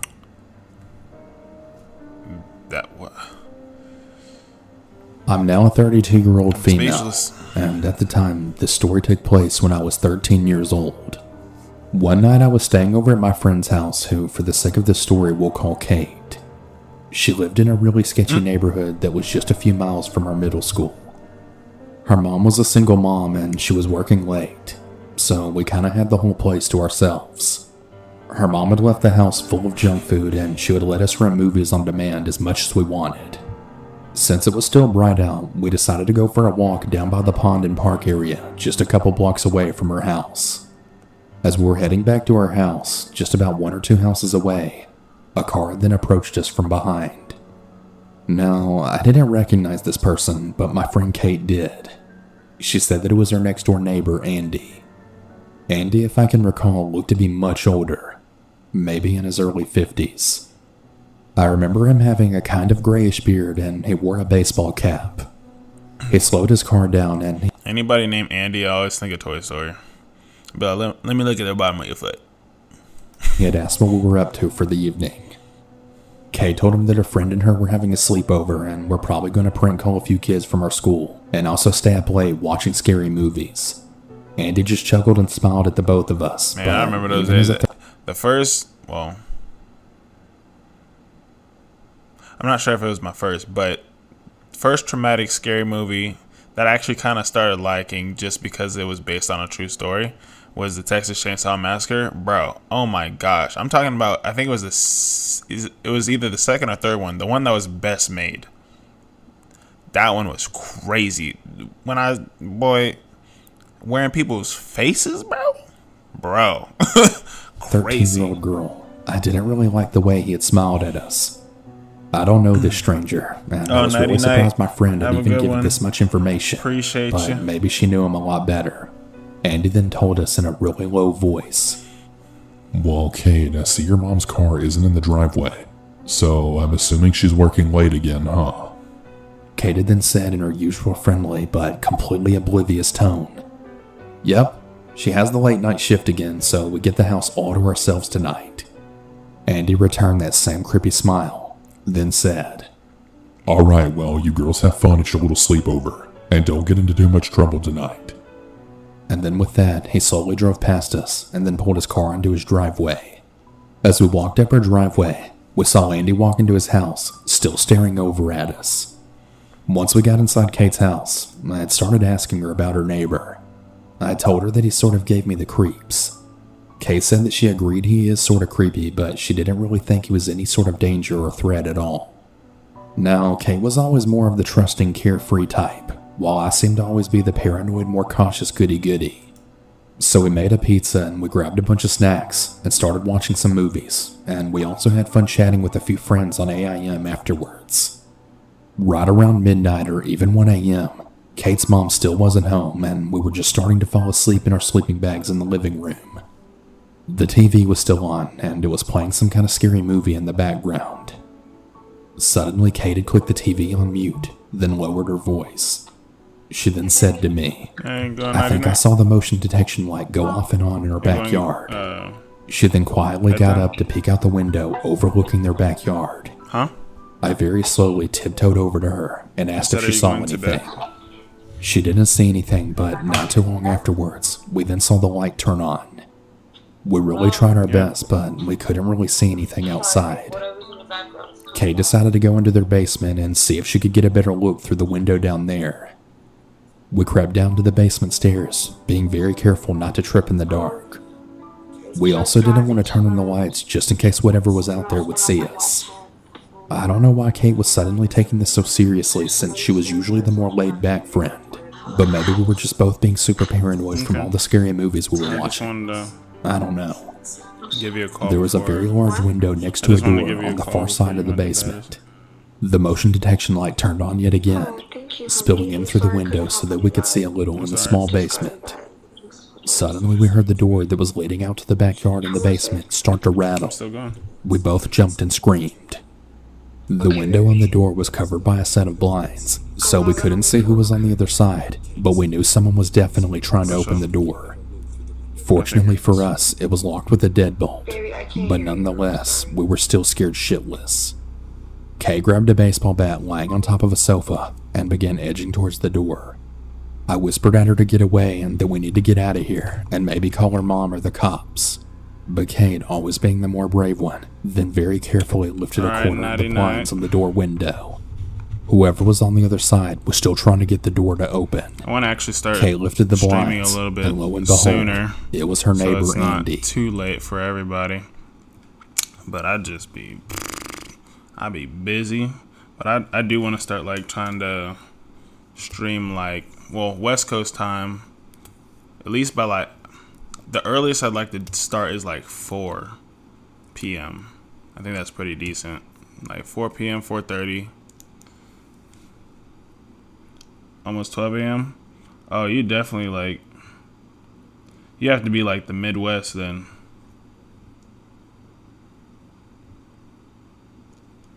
You have to do like, yeah, that's why I don't have a set schedule right now as far as like when I stream. Kate and I both screamed. Andy just held his hands up in the air and then shouted, Whoa, it's okay, girls. I'm not going to hurt you. I just wanted to see if you're alright. It's really late, and I thought I saw someone running in your yard. Kate and I both looked at each other and then at Andy. There was something so sick and menacing in his eyes, and we both just knew that he was definitely lying, and he was the one trying to break into Kate's house. Kate shouted back at him that he better get the hell out of here, or she's going to call the police. Oh, yes, much appreciated. Andy just sort of blinked at us and repeated he just wanted to check on us because he knew we were home alone. Wasn't supposed to be here either. He grabbed the doorknob again and asked us to unlock the deadbolt. I pulled Kay by the arm and told her to call 911 immediately. I screamed that we were calling the police right now, and he better get the hell out of here. Andy just kind of glared at us and then backed away from the almost door. forgot. He quickly I looked to the appreciate all the right, love, then y'all. turned and ran to his backyard. Kate and I ran upstairs, and her mom was walking into the house. She asked us what we were just doing in the basement, and we both frantically tried telling her what had happened with Andy.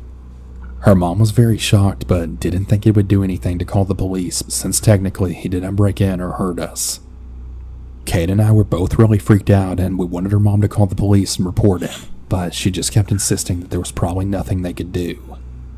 Very fortunately, I didn't have any more encounters with Andy the few more times I'd go over to Kate's house, and not too long after, her and her mom moved away. I don't know what Andy was trying to do or what his intentions were that night, but I'm really glad we didn't find out.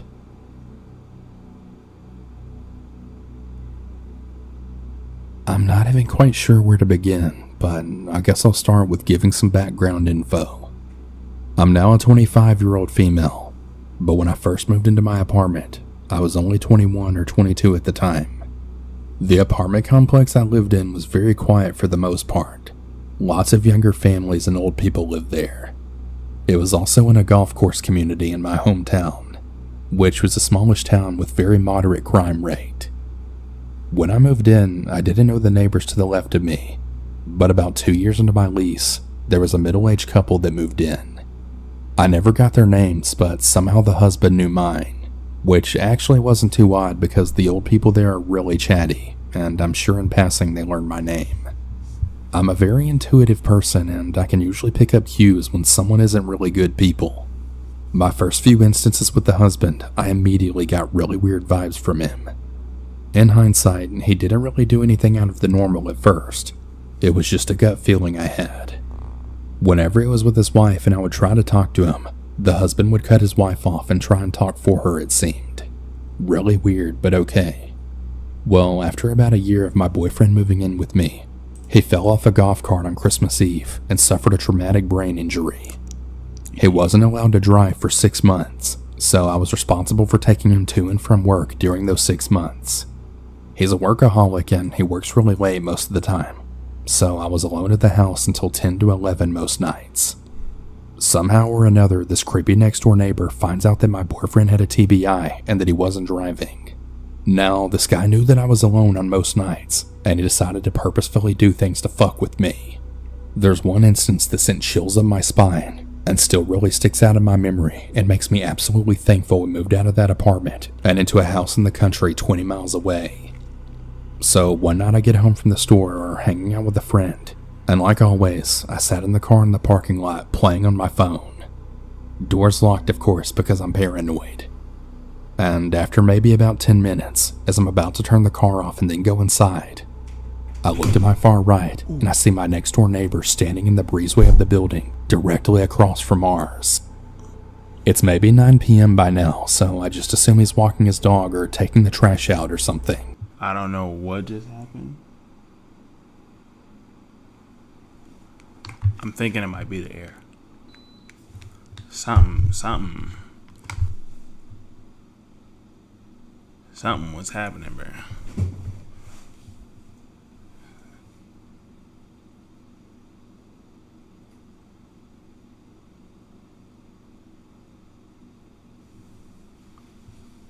I'm actually trying to watch my replay on.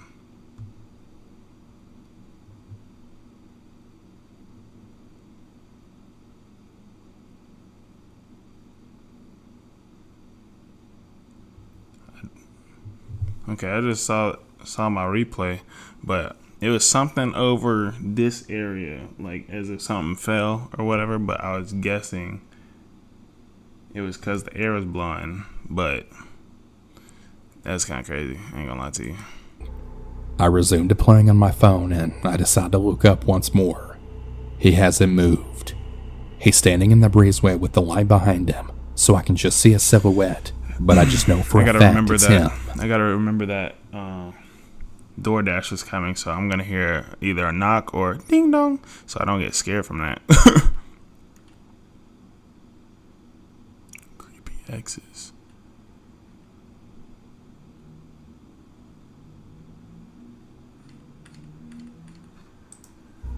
I was always taught to stare back at the person who's making you feel uncomfortable, so either they break eye contact or speak the fuck up about what they're staring at you for. So I'm staring back at him, and he just backs up further into the breezeway out of my sight. I'm now slightly creeped out at this point, but I decided right then and there that I wasn't getting out of the car and going inside. That is, until my boyfriend called me to go pick him up from work. I turned my phone's brightness down to hopefully give him a less clear view of me sitting in the car in the dark. Not even 5 minutes later, he's walking from the far side of the complex, complete opposite side from our building. I see that he's not walking his dog, he's got no garbage can, so I can assume that he did take the trash to the dumpster. He walks on the sidewalk right in front of my car, stops and stares straight into my soul, all while pointing at me with his index finger and middle finger, kinda like a peace sign, but in a pointing motion. He finally continues on his walk and then walks to his work van parked 2 or 3 spots away to my left. There's no cars in between mine and his. He grabs some empty grocery bags out of his van, takes a surprisingly long time grabbing them, and proceeds to walk back into the direction he came. He then stops in front of the car yet again, stares at me for a second, then continues on. There's a sidewalk perpendicular to the one he's on, and at the end of that sidewalk, there's another that's parallel to the one he's currently on. I got some food From coming on the aerial way. view, it's in the shape of the letter H. I did a DoorDash. Our building is to the left.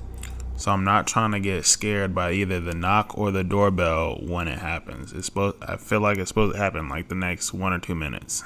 Or The less. one he was standing at earlier when I first spotted him was to the right.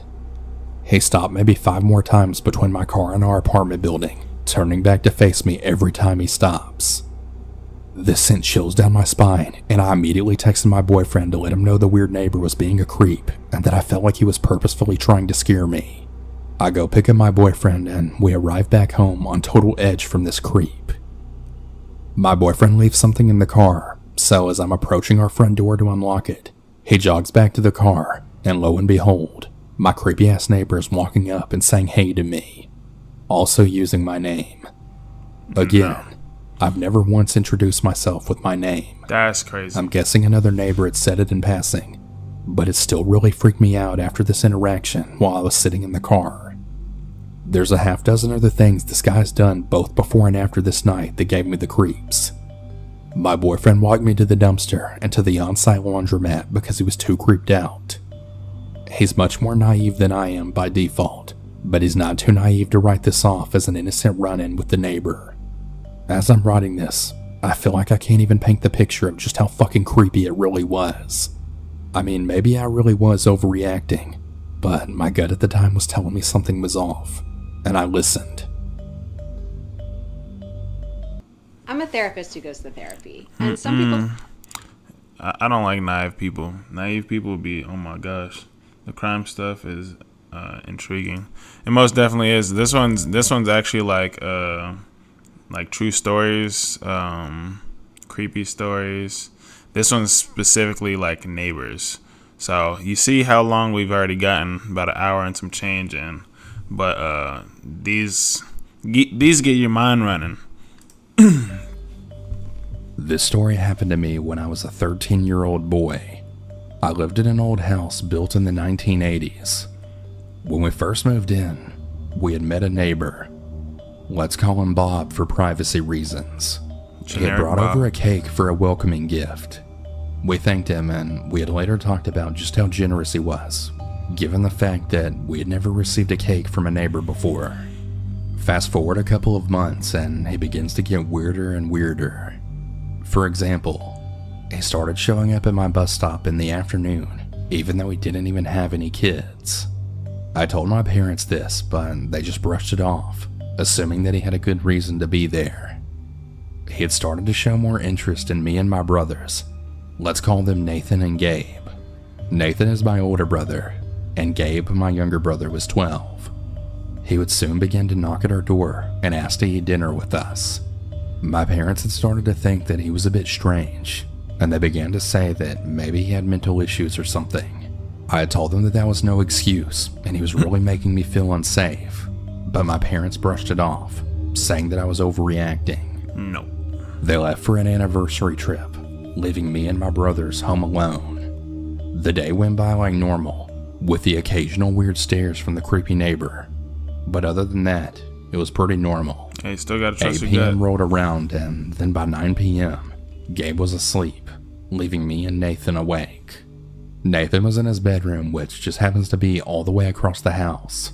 Soon after, let's say around 10 p.m., we then heard a knock at the door. I thought that it was strange, as it was 10 p.m. on a school night. I ended up ignoring the door, as I didn't really feel like getting up to answer it. Lazy, I know. That's too late to be answering the door knocks began anyway. to get more persistent. Nah. I eventually just get up and head for the door. There's two things I'm grabbing: my phone and the blick.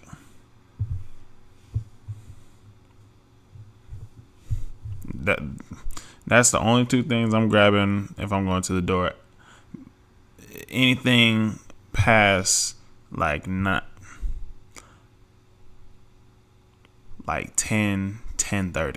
Stopping all the way there. If I didn't already when I order then like hear food. the neighbor say, I know you're home alone. I saw your parents leave this morning. Oh, that's so I dropped to the ground and I crawl to Nathan's room and tell him what's happening. I say that we should call the cops, but he quickly rejects that idea as he wasn't doing anything. He just knocked on the door and he says we should just camp out in his room until he leaves. I agree and I lay on the floor in his room. But then we remember that we should probably go get Gabe too. So we head to Gabe's room, which of course has to be right by the front door that our neighbor had just earlier been knocking at. We get to Gabe and we wake him up. The neighbor didn't seem like he was at the door, as I didn't hear him anymore. Well, the curiosity gets the best of me, and I peek through the peephole. I know, very cliche horror movie thing to do, but I did it anyway, and I don't see anything at first. Well, as my eyes adjust to the peephole, I see the neighbor's eye just staring right back at me. That's so weird. I then scream, and I yell at my brother to call the cops. He does exactly that, but even though the neighbor heard me scream and call the cops, he didn't even seem to care. He then starts throwing his body into the door, and I run to my brother, and the 911 operator tells us to stay calm. And See, I want to make a skit to where it's like all the creepy stories or the creepy movies that would happen, like if those same creepy moments happen but with the wrong people that know to do the right thing, like special forces guys that decide to go out on a camping trip because they're like retired or whatever. I think it would be a dope movie or a skit or whatever. And they go out camping and the hash slinging slasher comes out, but they're all packing heat. So it wouldn't even be a scary movie anymore. It'd be like more of a comedy, but I think that'd be funny. in a room with no windows and a door with a really good lock. We choose the bathroom, and as we hide there, we can hear the door then break. Unexpected. As the neighbor walks into our house, he begins to search the downstairs and then starts to walk upstairs. I think it's fun. I like doing the murder mystery crime creepy story, but these are like based on true story. Well, they're Reddit stories. You could kind of throw them up in the air as true stories or not, but most of them have seemingly they seem true. But either way, I do like the stories a lot. They're cool. I shut the bathroom lights off, as that would be a dead giveaway that we were hiding in there. My heart suddenly drops as he stops right in front of the bathroom door and then says, I know you're in there. We try to calm each other down and cover our mouths. Like, chill. And he starts slamming his hand into the door. We knew this was probably it for us, and we all hugged each other tight and started crying. Luckily, we hear the cop sirens in the distance, and the neighbor stops and then runs out of the house and into his. The cops tell us to come out, and we direct them to the neighbor's house. The cops confront the neighbor, Appreciate you. and they end up Appreciate calling our the parents, love. to which they immediately rush home. After this event, we eventually ended Hey, up my moving DoorDash out a just couple dropped. months or later. My Dasher just dropped This my is a story bag off. that never fails to give me goosebumps. Be right back. Not because of how terrifying it was, but because I knew that the neighbor definitely could have broken down the door down before the cops came. Why he didn't, I have no idea. But what I do know is that he was a major creep, and I hope he rots in jail for the rest of his life.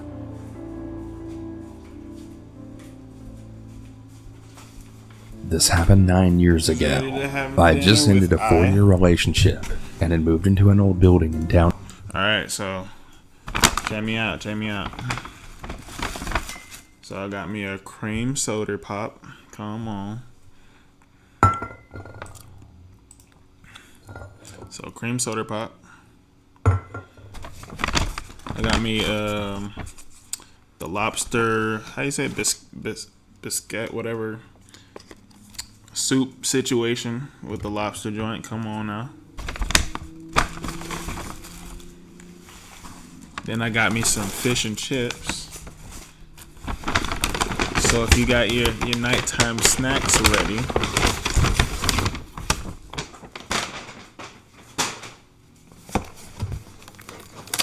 I'm gonna show you guys what I'm working with. Yeah. Fish and chips, come on. Got some tartar sauce and ranch. Blessings. Now we can really start. Now we can really go. Come on now. I like to eat, and most of the time when I watch things, I like to eat. So I'm gonna try my best to keep myself contained. Downtown Paris. I had to start all over Already again from ate? scratch. Well, I'm eating I for did the the morning mistake for to you. let my ex-girlfriend keep a lot of my furniture, kitchen cutlery, pans, coffee machine, etc. At the time, I had worked as a waiter, so I could only afford a one-room apartment from a council estate building.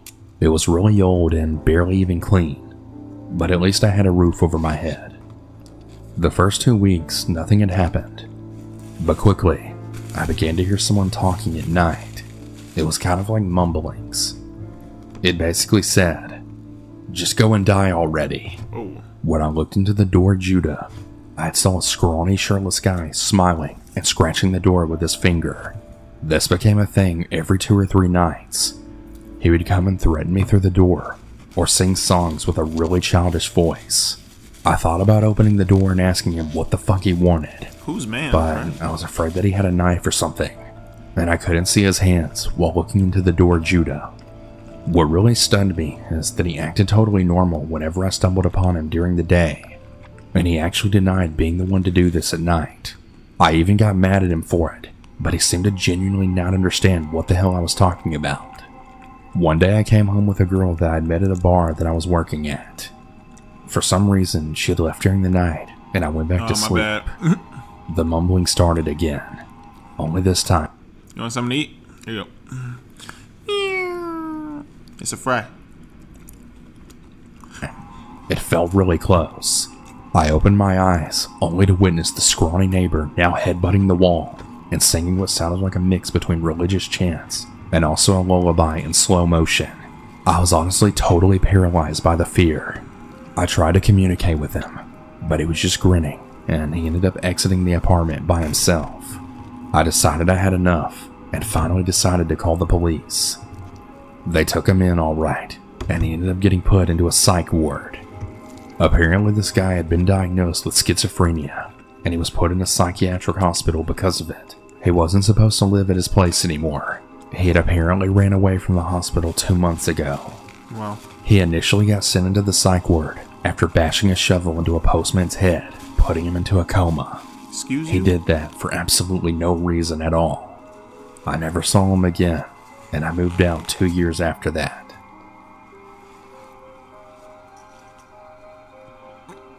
This all happened when I was 9 years old.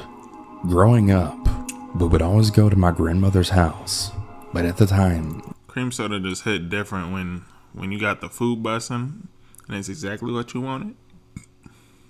we hadn't gone in a while due to her moving houses. So when we got the call to go visit her, I was really excited to go. Oh, it is? When we Yeah, we on the West Coast. Come on now. Big West. Yeah. It's 10 over here. first got there, I was really confused as to why I saw her house connected to another house. Now keep in mind, I was young. I saw a house connected to another house, which was really confusing. I went to go knock at the door, but I was too excited. So I opened the door, but what I saw wasn't even my grandmother. Instead, it was a whole nother family. So I quickly shut their door and just acted as nothing had happened. Now over time, I was bored, so I went to the backyard just to keep myself occupied. As mentioned before, the house is connected, so I could see the neighbor looking at me. I'm not going to lie, he gave me a bit of a fright, but again, I just acted as if nothing happened. I had heard my name being called, and my mom had handed me a really big lollipop, and I was really happy. I went back into the backyard and I almost instantly bumped into the neighbor. He smiled and he started to talk to me. In description, he was this chubby old Mexican guy. From what I can remember, his English wasn't all that good, but I could understand him. He would ask me what I was eating, and the question that he asked me next gave me disgust. In a really strong accent, he asked if he could taste my lollipop. Oh, But what really disgusted me was his smell. And this guy wants my candy? Before I could answer him, he grabbed my hand, which was holding my candy, and he then shoved it into his mouth. He smiled, and when he was done tasting it, he then said, Well, what's yours is mine now. and then walked away. I threw that candy away immediately. A week had gone by since that happened, but I just put it behind me. That is, until we went to my grandmother's house again. How do you put that behind I you? was in the backyard just minding my business until I heard a Psst. Psst.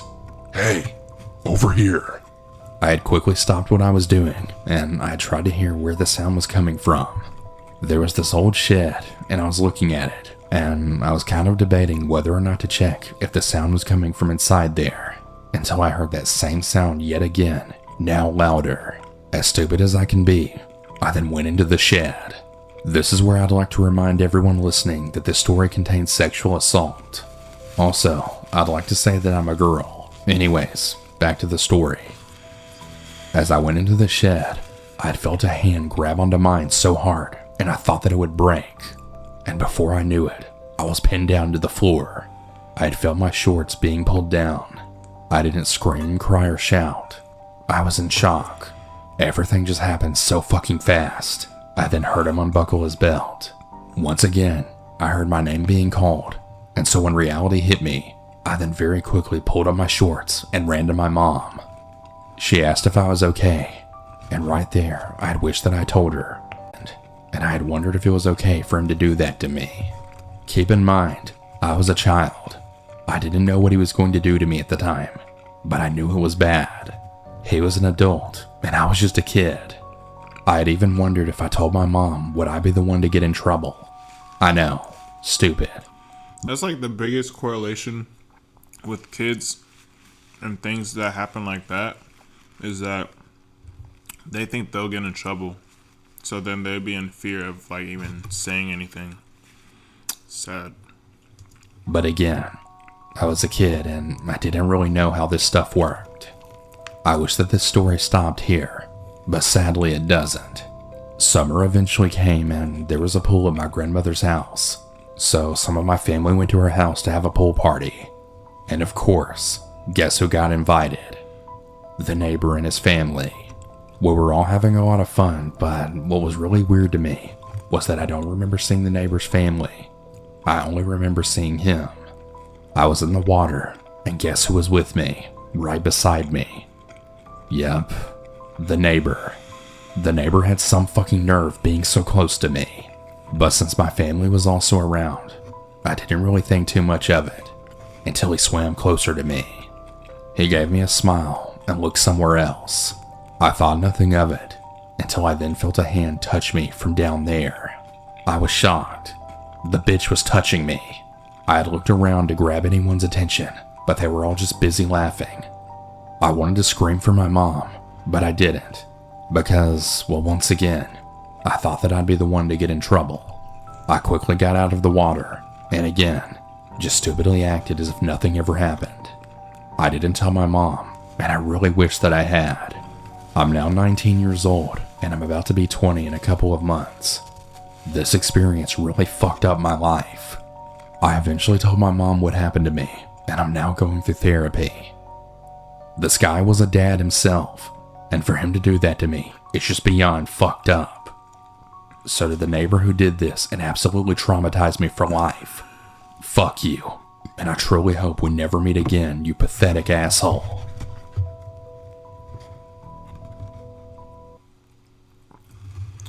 That's terrible. I'm 11 to 12 years old, and I'm a female. I had recently moved into a new neighborhood. We had a neighbor to the right of us, who soon somehow met my mom. I don't know how or when, but she introduced him to me. Yeah. Unfortunately, I could barely remember any of that. There's some people with like ridiculous voices that I can't stand to listen to, but for the most part, he cool people. Except that his house really smelled, He'd been and that doing he it lived for a with his while. mom. I soon began to go over more to help clean a bit. I didn't do any deep cleaning, just simple stuff. He had started asking for me to go over to clean, and it would happen much more often. He had started luring me and my brother with pizza and wings a lot more often than I'd expect someone to buy pizza. He also used to lure us with popsicles in a swing set that was in his backyard. I know this may just seem like friendly behavior, but I feel like he's just been getting a little too close with us. One day it was snowing and it was very windy, kind of like a blizzard. I was by myself outside in my front yard making a snowman, just looking around. One of his bedroom windows had faced the front yard and our houses were really close. The windy snow started to die down, and that's when I noticed him standing at his window staring at me with a really emotionless expression. Even when I looked at him, he just kept staring back at me. I had started to wonder just how long he was staring for. Another occurrence that was a bit weird was when I was in my bedroom doing something. I think I was changing in it and just walking around. Our windows had faced each other on the side of our houses. Of course, I saw possibly a silhouette standing at his window with the blinds closed. I then quickly went to shut mine and went on with my day. We eventually long after, and allegedly, my mom found out that he was sexting a 15 to 16-year-old boy. I'm not really too sure of the details or if he even got caught, but he always seemed really unusual to me.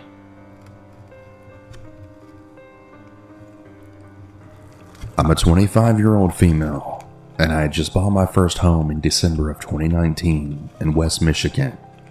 The neighborhood seemed quiet and safe, which I was pleased with, being that I live alone with only my dog to keep me company. Having a degree in social work and recently interning at the county jail has made me a bit jaded when it comes to local crime and the overall darker side of civilization. I've met quite a few of the surrounding neighbors, many of which are on the older side, and they all seem pleasant. But of course, there's always that one loopy neighbor that has to ruin it. About a month after I moved in there was a knock at my door. I answered, and there was a man around his late 50s to early 60s waiting there. As I opened the door, he introduced himself. We'll call him John. John had a beard and was a little on the hefty side. It smelled of cigarettes, but overall looked like a pretty normal dude for his age.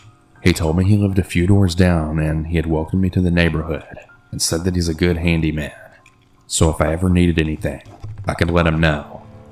I thanked him, and I thought it was nice to know that I had someone I could go to help for if there was an emergency. He asked if I lived with anyone, and I said no, that it was just me.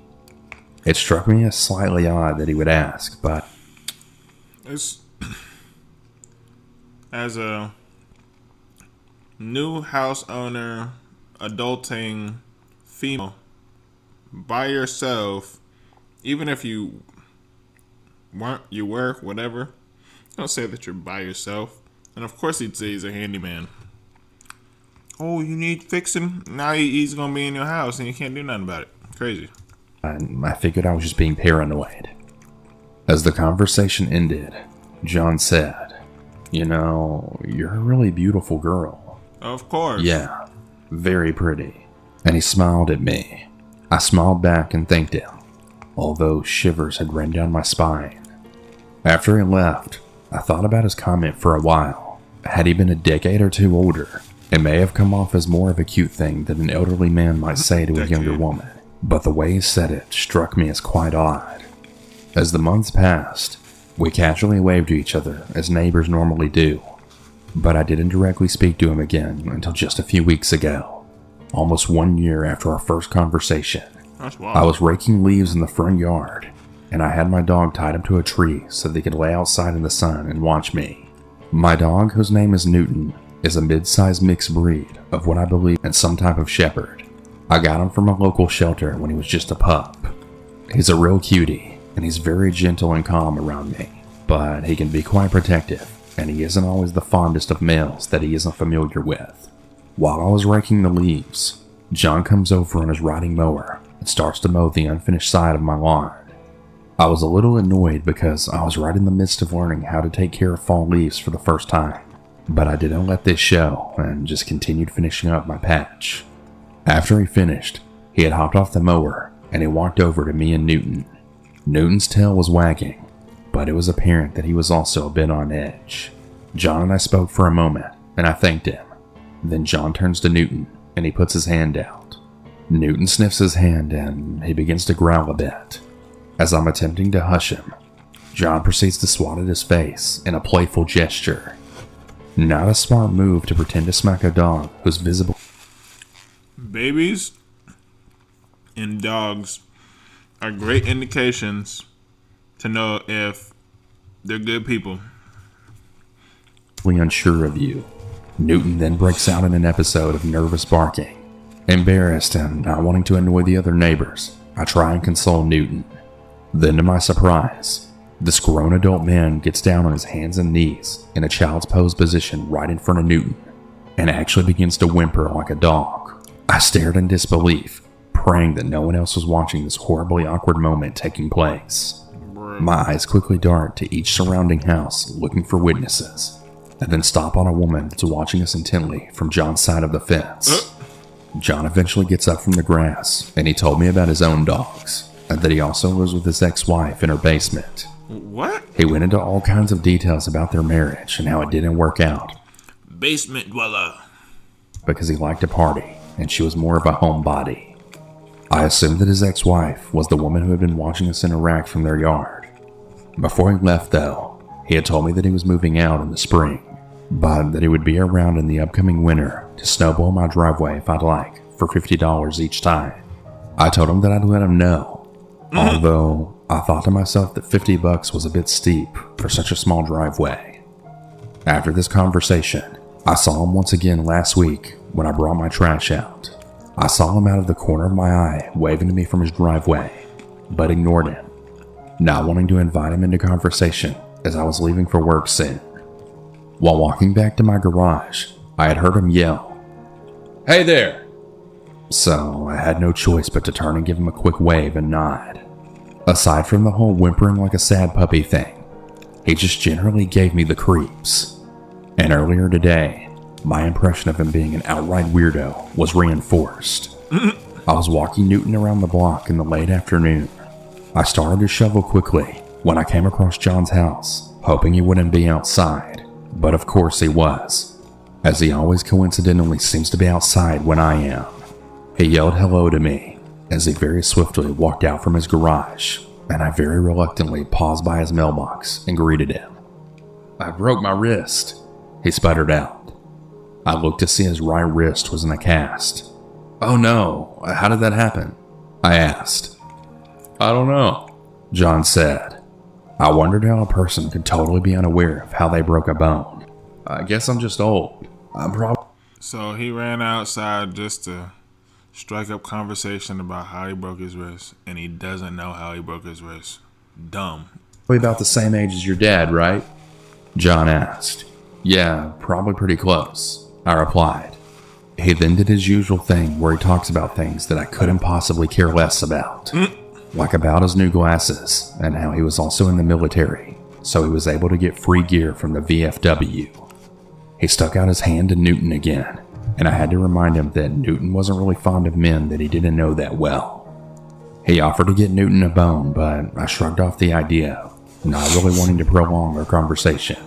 "You know, we're supposed to get some snow over the weekend." John said. Yeah, I heard about 6 inches. I replied shortly.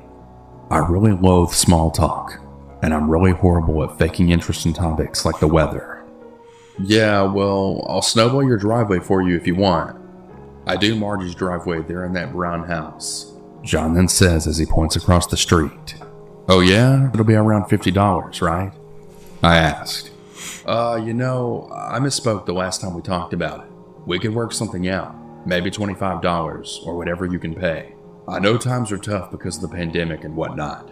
Or instead, we could fool around or something. John stammered. I was a bit quiet for a moment, just trying to process his proposition, and I thought that there was no way I heard him correctly, or that he meant that in a sexual manner. Yeah, I'll let you know, I guess, I said nervously. So, do you have a boyfriend? John asked. No, I answered. I immediately kicked myself mentally for not telling him yes. Dummy. I'm a horrible liar, though. She already said that she lives by herself. I mean, obviously, it's her neighbor or whatever, but still. And then this. But the fact of the matter that the dude just, driveway, could work on a price, butt sex? Like, bro, what the hell?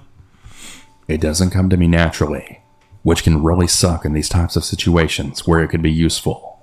Well, do you want one? John asked further. Not really, I replied, laughing out of discomfort. Hey, by the way, thanks for waving at me the other day. That was nice of you. I was trying to get your attention, and I didn't think you saw me, John said. Yeah, no problem, I said, wondering why a wave meant so much to him. John began to speak about something else, and to be honest, I don't really remember what he said, because I was so wrapped up in trying to figure out his motive behind his last few comments. I ended up telling him to have a nice day, and started to walk away. So yeah, just let me know about the snow blowing. If you can't pay me with cash, we can just fool around, and I would count that as even, he said from behind me, confirming it. Why is he saying it like so naturally, like it's a normal trade, like this is what you do? Maybe with his ex-wife, but I'll do the dishes. You want me to do the dishes? Well, we can fool around for what the hell are you talking about, bro? His intentions. Yeah, I don't know about that, I said sarcastically, not turning in his direction as I continued back home.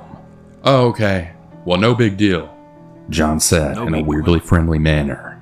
I didn't respond, and the rest of the walk home I became pissed.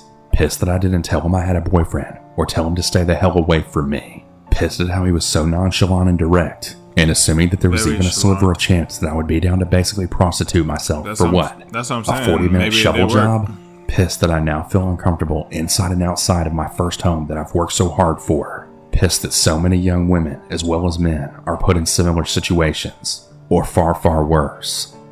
I'm sure there will be more to this story, seeing as I think he's going to try and clear my driveway this weekend without me even asking for his help. But for now, I'm just going to go to sleep with a knife right next to my bed. I'm also going to invest in some blinds for my bedroom, which faces direction, and I really hope he'll still be moving away in the spring, like he said he was. I know it's a new house, but you got to get the blinds. My parents were born in 1952.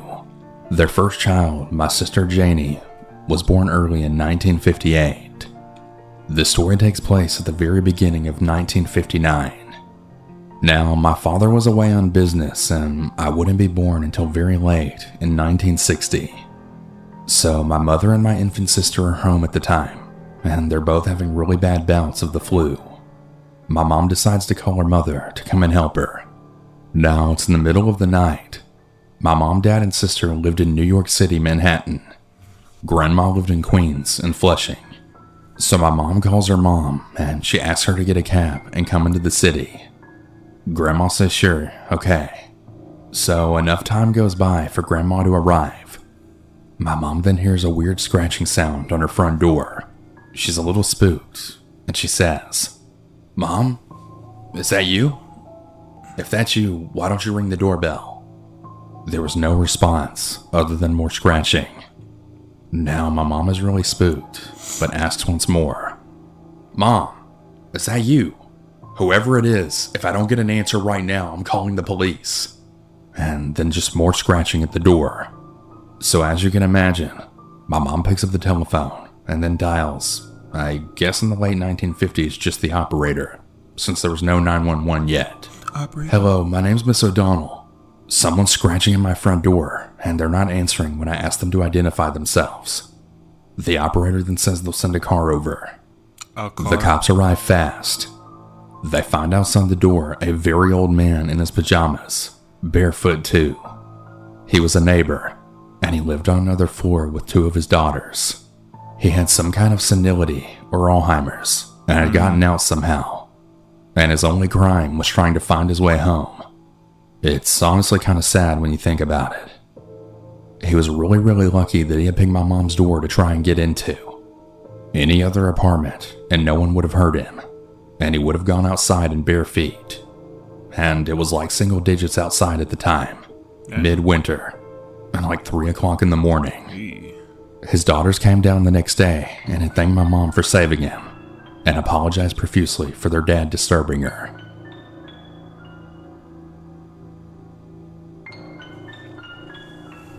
I'm a 24-year-old female living with my 23-year-old sister and our German Shepherd. We live in a really crappy trailer park in a rural town in Alabama. Drug addicts are pretty common in our area, and it's a pretty well-known fact that my landlord doesn't really mind renting to them, which really sucks. I'm not particularly fond of having sketchy-ass neighbors like this, but this is the only place we can afford and generally keep to ourselves. The story took place about a week ago. The heat and the humidity had really started ramping up, and unsurprisingly, our air conditioner was no longer working. Our landlord wasn't going to fix it, so we had to start raising all the windows and leaving all the doors open. However, if you know anything about the heat and humidity in Alabama, you know this doesn't make a difference at all. At about 6 p.m. the other evening, I get a call from my landlord, letting me know that she's going to bring us a window air conditioner the very next day, but that we're going to have to get someone to install it for us. I say okay, and I thank her. About 10 minutes later, she pulls up to drop off the window unit. As she's unloading it, a scrawny, pale, scraggly-looking older guy with prison tattoos, wearing no shirt and jeans that were way too big, comes across my yard and starts talking to her. I then quickly realize that he's one of my druggy neighbors who lives in the trailer across the road from me. She then does something that I wasn't expecting. She asks him to come inside and install the window unit for me, and then she leaves me there all alone with them. While I was really uncomfortable having this sketchy man in my house, I tried to ignore it and just be glad that we're getting air conditioning. My sister and our dog were in her room this entire time, so it was just me and him. I guess I should also add that I'm only 5'3" and I'm physically disabled. Oh man. This is relevant to how I'll react later. He starts unboxing the unit and asks where I want it. I told him in the kitchen window, and I then sit down on the couch in the living room, several feet away. He gets to work and he starts making small talk, asking me my name, my age, what my disability was, what I do during the day, if I drink or do drugs, etc. I just answer him back as vaguely as I can. He then goes on to tell me how he really likes to flirt with all of the women that live around us, and that I look much younger than my actual age. Whenever a guy says that, like, oh, you look younger than your actual age, bro, that's them trying to flirt, and that's weird, and usually they're gross anyway, so. Creeped out at this point, but I kind of just chuckle nervously, hoping he'll hurry up and just finish his work. The next thing he said to me sent a chill down my spine, and still has me unsettled.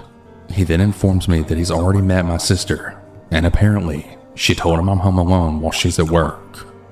I froze, not knowing how I should respond. What's with telling your business? That seems like a trend in every creepy, scary story. I feel like everybody just gives up their information, and it almost makes me feel a little less empathy when I'm just like, you died how? Okay. A few minutes later, he then calls me over to show me how to work the unit. I was honestly reluctant to even get near him, so I stayed a few feet back and just nodded as he talked. He suddenly took out his cell phone and starts walking towards me. So, do you want my number? I backed away and just said, no, that's okay. But then he says back, Oh, come on. What if you need me for something? no, if I need anything, I'll just let the landlord know. And at this moment, I realize he has me backed up against the kitchen counter, and he's right in front of me. Well, if you don't want my number, why don't you just give me yours, and then we can hang out sometime? He says creepily. I knew that I obviously can't run away from him or beat him in any sort of altercation, so I just said okay, but the number right in front of me. I held my breath as I listened to it ring, praying no one would pick up. It went to voicemail, and he ended the call, looking me in the eye and saying suspiciously, It went straight to voicemail. oh Bro, yeah, so like, how does he not get the hint? Like, she clearly doesn't like you. People lack social skills, social awareness. If she looks or says like she's scared or doesn't want to give you the number in the first place, but you keep pressing her until she gives you the number, that you didn't game. That's like no game, bro. You're terrorizing people. It's crazy. sorry, I think my phone's dead, I said. He grins a slimy grin and then says, Well, don't worry. I'll call you later when I get home. and finally backs out of my face and leaves. I'm still really worried that he might try and break in and do something to me while I'm home alone, but I really hope that doesn't happen.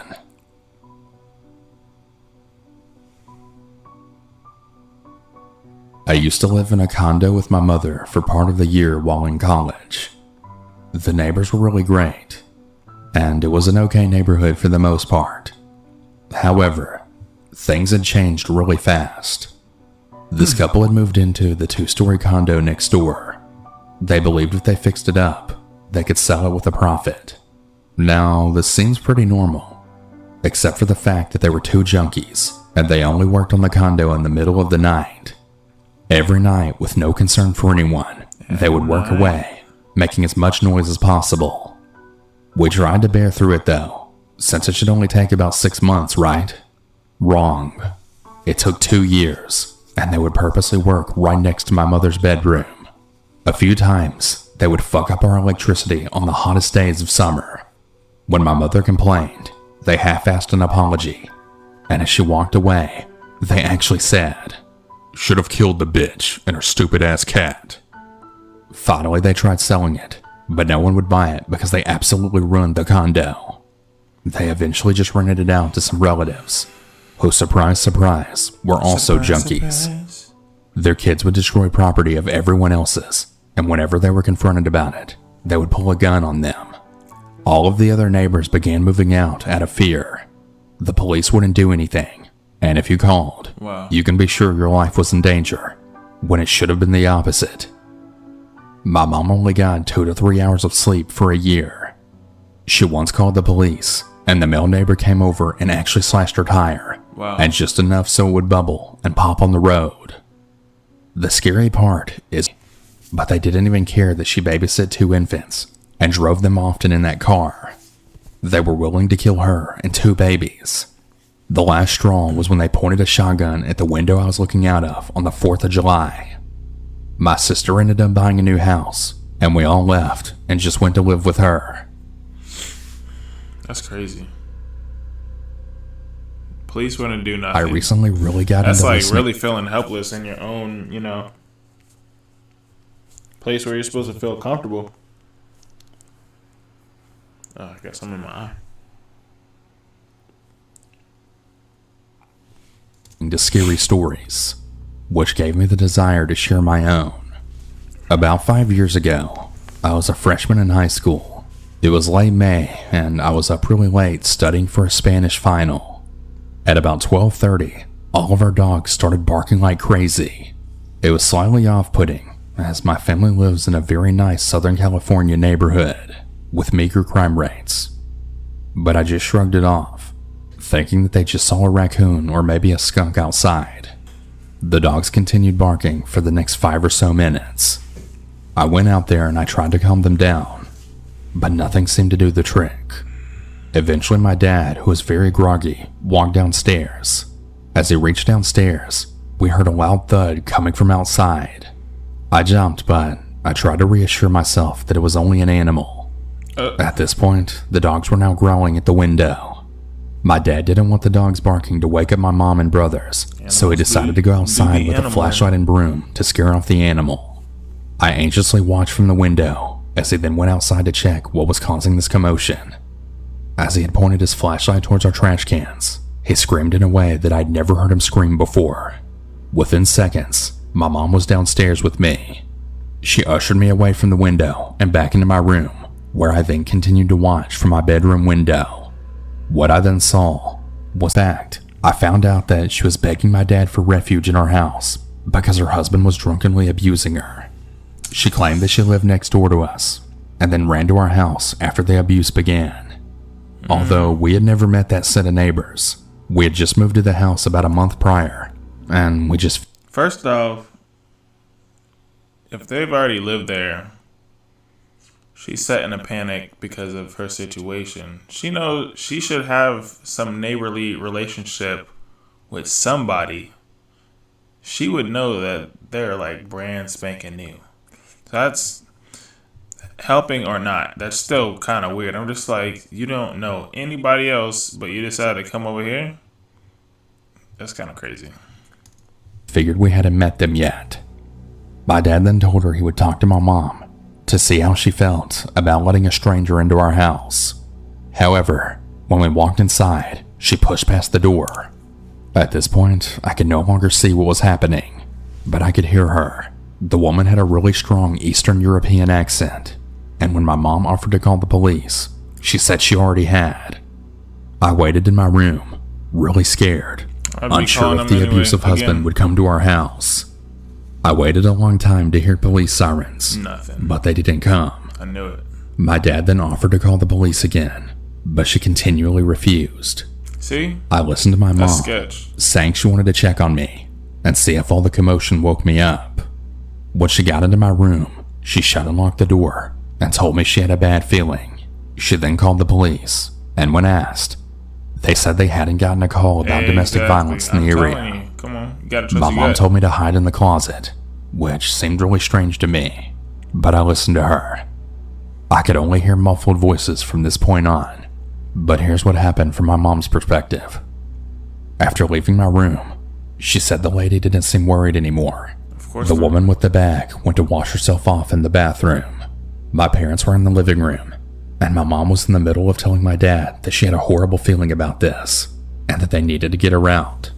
Dog, what is with that? Like, gut feeling, I'm never, ever, for never, ever, ever, ever gonna go against my gut feeling, especially when it comes to bringing someone else in, regardless of what the situation is. I need to analyze, then overanalyze, then reassess before I go ahead and make a decision, because that decision could lead you into the wrong direction. You ever seen a crossroad? Yeah, you know what a testimony is? It's a crossroad. I'm going in a straight and narrow line. I'm not veering either way because of somebody else. When they suddenly heard a thud in the bathroom, my parents went to look. They then started walking towards the bathroom. None of them could see, as it wasn't connected to the living room, and they were shocked by what they found. She's on the ground. The lady had snuck into our family room and was putting expensive gaming consoles, as well as other belongings, in her duffel bag. After a few seconds, she fished around in her bag and pulled out a really huge kitchen knife. The lady then demanded that they take her to my mom's jewelry. It's really... And this is why you need to carry. Conceal and carry, open carry, whatever the case, anything, if anything, have it for your household. Get a shotgun and handgun. Simple as that. I guarantee you, there'll be zero scary stories. If everybody carried, zero scary stories happening. All you'd be hearing about is like, you turn that boy into confetti. That's it. Important to understand the layout of this area of my house for this part. My parents were standing in the kitchen, and she was in the family room. The kitchen is connected to our living room by a swinging door that can be locked from the outside. My parents ran towards the kitchen door and the lady dashed after them. She sliced the back of my dad's arm, but my parents were able to lock her in that side of the house. Being stuck in the kitchen and family room, my mom heard her open the back door and didn't hear anything else until the cops finally showed up minutes later. After explaining the situation, they searched for the woman, and they found her hiding under a car just a block away from our house. The lady was arrested, and they discovered she was high on some form of cocaine and some kind of steroids that had made her violent. This is what through the whole ordeal, even the sirens. Wow. My dad was left with stitches and a really big scar on his arm, and I had to see a therapist, as every time my dogs would bark at night, I'd freak out. I'm all better now, but I'm really glad the situation was resolved without anyone getting seriously injured. Well, besides my dad, of course. Crazy. Couldn't This was be told to me by an old friend and coworker, whose neighbor has made his life what can only be equated to a real nightmare. I didn't really believe what he said at first. As it turns out, this neighbor is known to others in the area for really being off the deep end, and I've had several people tell me that personally since this happened. Even my own boss mentioned it, and she's practically a second mother to me, and she has nothing to gain from lying about it. Now, I can't give you the exact location, but I can tell you that this takes place in mid-Michigan. This all started around 7 years ago, and it's gotten progressively worse, especially in the past few months. My neighbor has always been a bit, but it seems that he really went off the deep end when he found his wife with another man. He sort of snapped. It all began with us finding our dogs dead, having been shot by someone. It wasn't that tough of a guess though as to who did it, because houses out here are few and far between. This happened a few times, but being that we lived where we did and the way things were around here, no one called the cops. This was due in part by the guy being unstable, there being no hard evidence to link him to it. Not to mention, if the police didn't find anything, he would know who called them. So let's skip forward to a few months ago, when yet another dog had gone missing. I ended up walking out to the woods around our house, and alone at that, being that my friend didn't want to go with me. I had been out for a bit when I heard it off in the distance. After looking a little bit, I saw him. After what he's done in the past, I decided I need to at least get some form of evidence. So I pulled out my phone to start recording. I tried to get a little closer, then hide behind a tree, so that only the phone was out to record. He was out under a group of pine trees, digging a hole, a big one. I'd shouted out loud, just to see what he would do. Yeah, not the greatest idea. Now, a normal person would look around, right? You know, look at the surroundings to figure out where the noise came from. Not this guy. The fucker jumps out of the hole, grabs a fucking gun, and starts waving it around. I took this as my cue, and while he was looking the other way, I got the fuck out of there. After that, I couldn't stop thinking what he could be digging for back there. No matter what I came up with, I just can't seem to come up with a logical reason as to why he was doing that. Though to be visible fence, but one of the collars was acting up. Anyway, this happened at 3 a.m. Of course, the dog wasn't in our yard, but at least I had a friend at the time to search with me. So out we went. We were walking through the woods, and I realized that the neighbor's garage door was wide open, and the lights were on. Curious, as we approached the garage, I had handed the phone off to my friend. I then went around the back to look for my dog, while my friend stayed up front. But I had then noticed him standing at his workbench at the back of the garage. It was one of those things where you kind of just look on in disbelief, or have to do a double take to actually realize what you're seeing. It's 3 in the morning, and this guy is standing in his garage sharpening what looks like spears. I'm not even kidding. Fucking spears. After a bit, he then stopped and headed into the house, then opening the door that leads out next to the garage.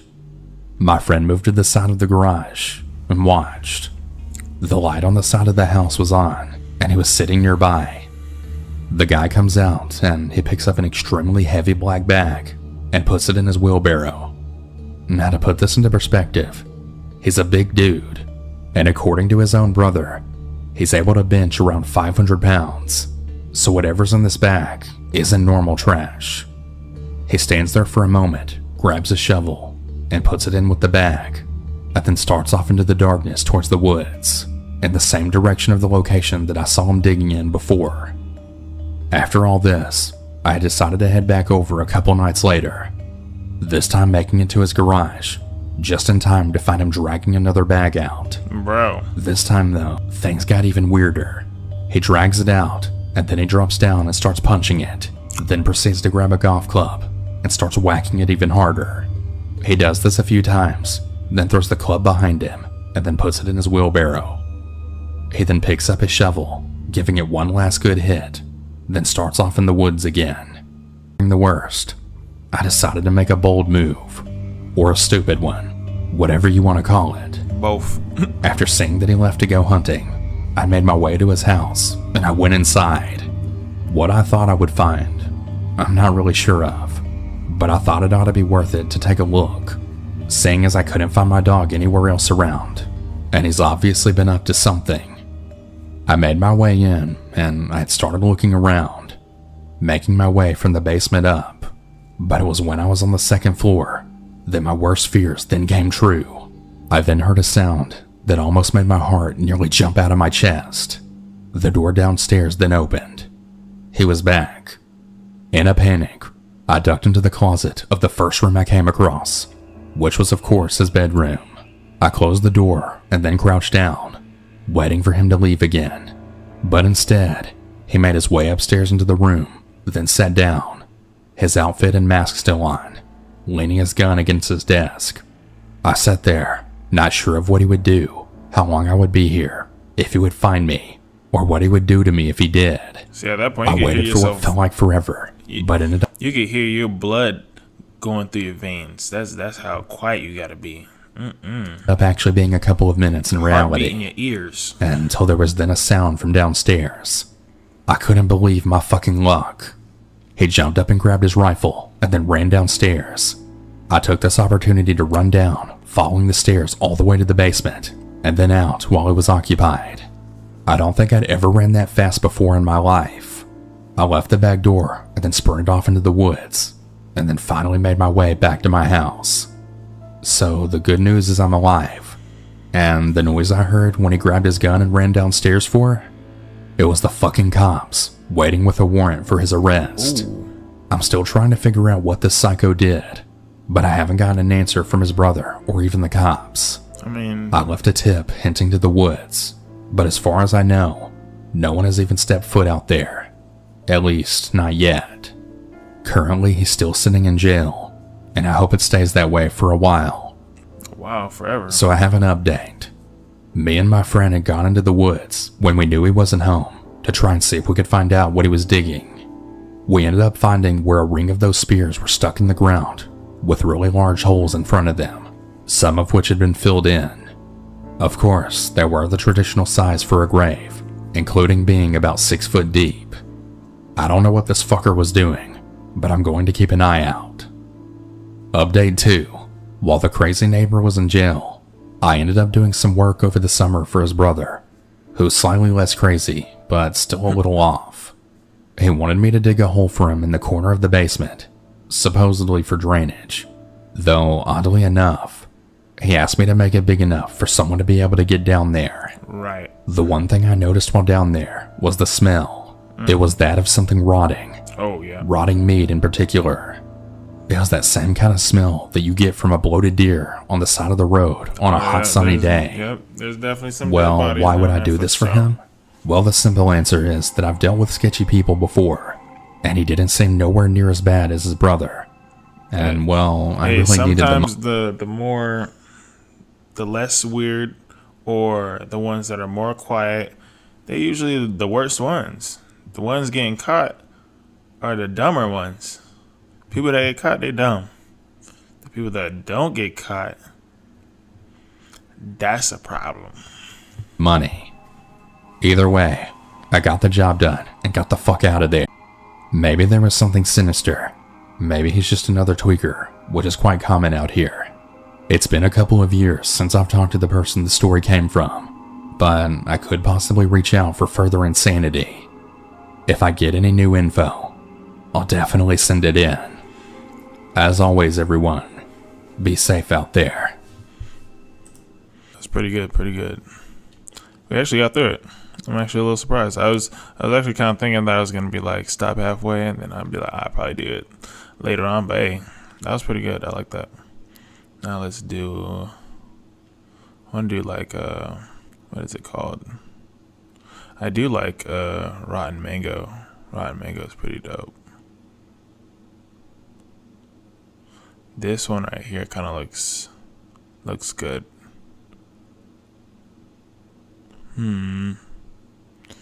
Let's check it out. Let's check it out. There you go. No? Doesn't let me click it.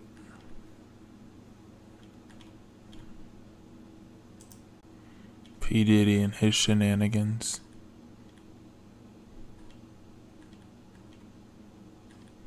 Alright, let's go back.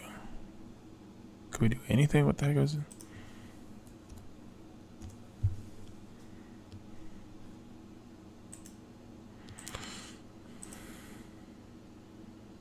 Everything just moving.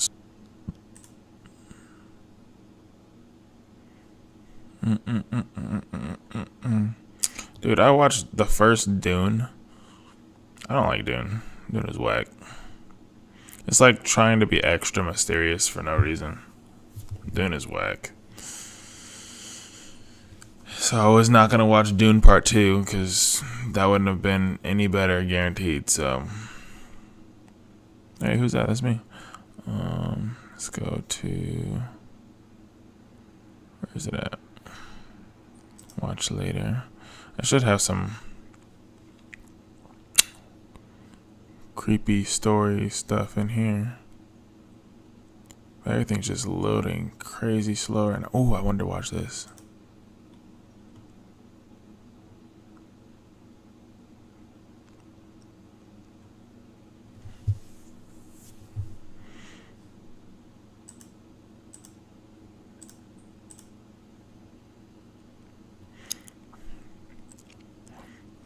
See, it says like the most terrifying first date in history.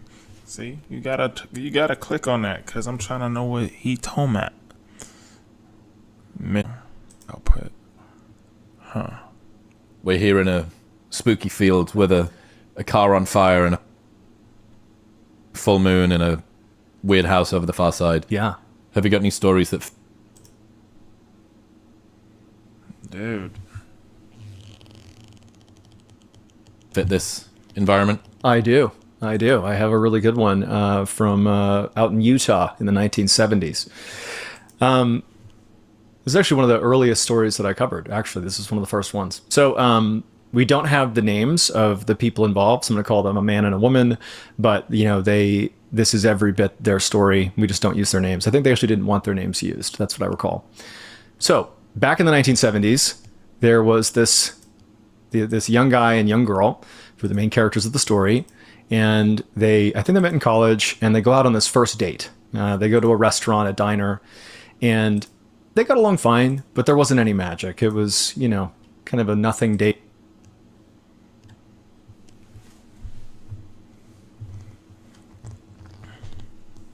I think I gotta switch my. I think my phone is on my network, but I gotta switch my network. Nothing date that they both. This first date, there's no chemistry. However, they both. Let's take it back real quick. We're gonna start over.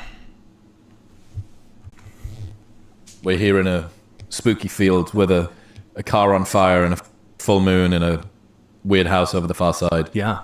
Have you got any stories that fit this environment? I do. I have a really good one from out in Utah in the 1970s. This is actually one of the earliest stories that I covered. Actually, this is one of Oh my goodness. the first ones. So We don't have the names of the people involved, so I'm going to call them a man and a woman, but this is every. Jesus. I might just have to end the stream because my thing is bugging. Hey, every bit their story. I'm going to try one more time. We just don't use their names. I think they actually didn't want their names used. That's what I recall. So back in the 1970s, there was this young guy and young girl who were the main characters of the story. And I think they met in college, and they go out on this first date. They go to a restaurant, a diner, kind of a nothing date that they both kind of instinctively knew that this was likely not going to go anywhere beyond this first date. There's no chemistry. However, they both.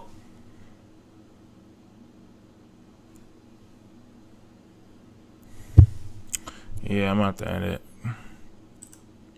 Sadly enough, I got to end it because this is not going to work. So I appreciate everybody. Thank you. But stream is bugging right now, and I got to change up the network. So appreciate each and every one of you guys for sticking it out. We had a fun stream, and I'm looking forward to doing more. So thank you. Have a great night. I feel like I could do like 3 hours more too, sadly enough, but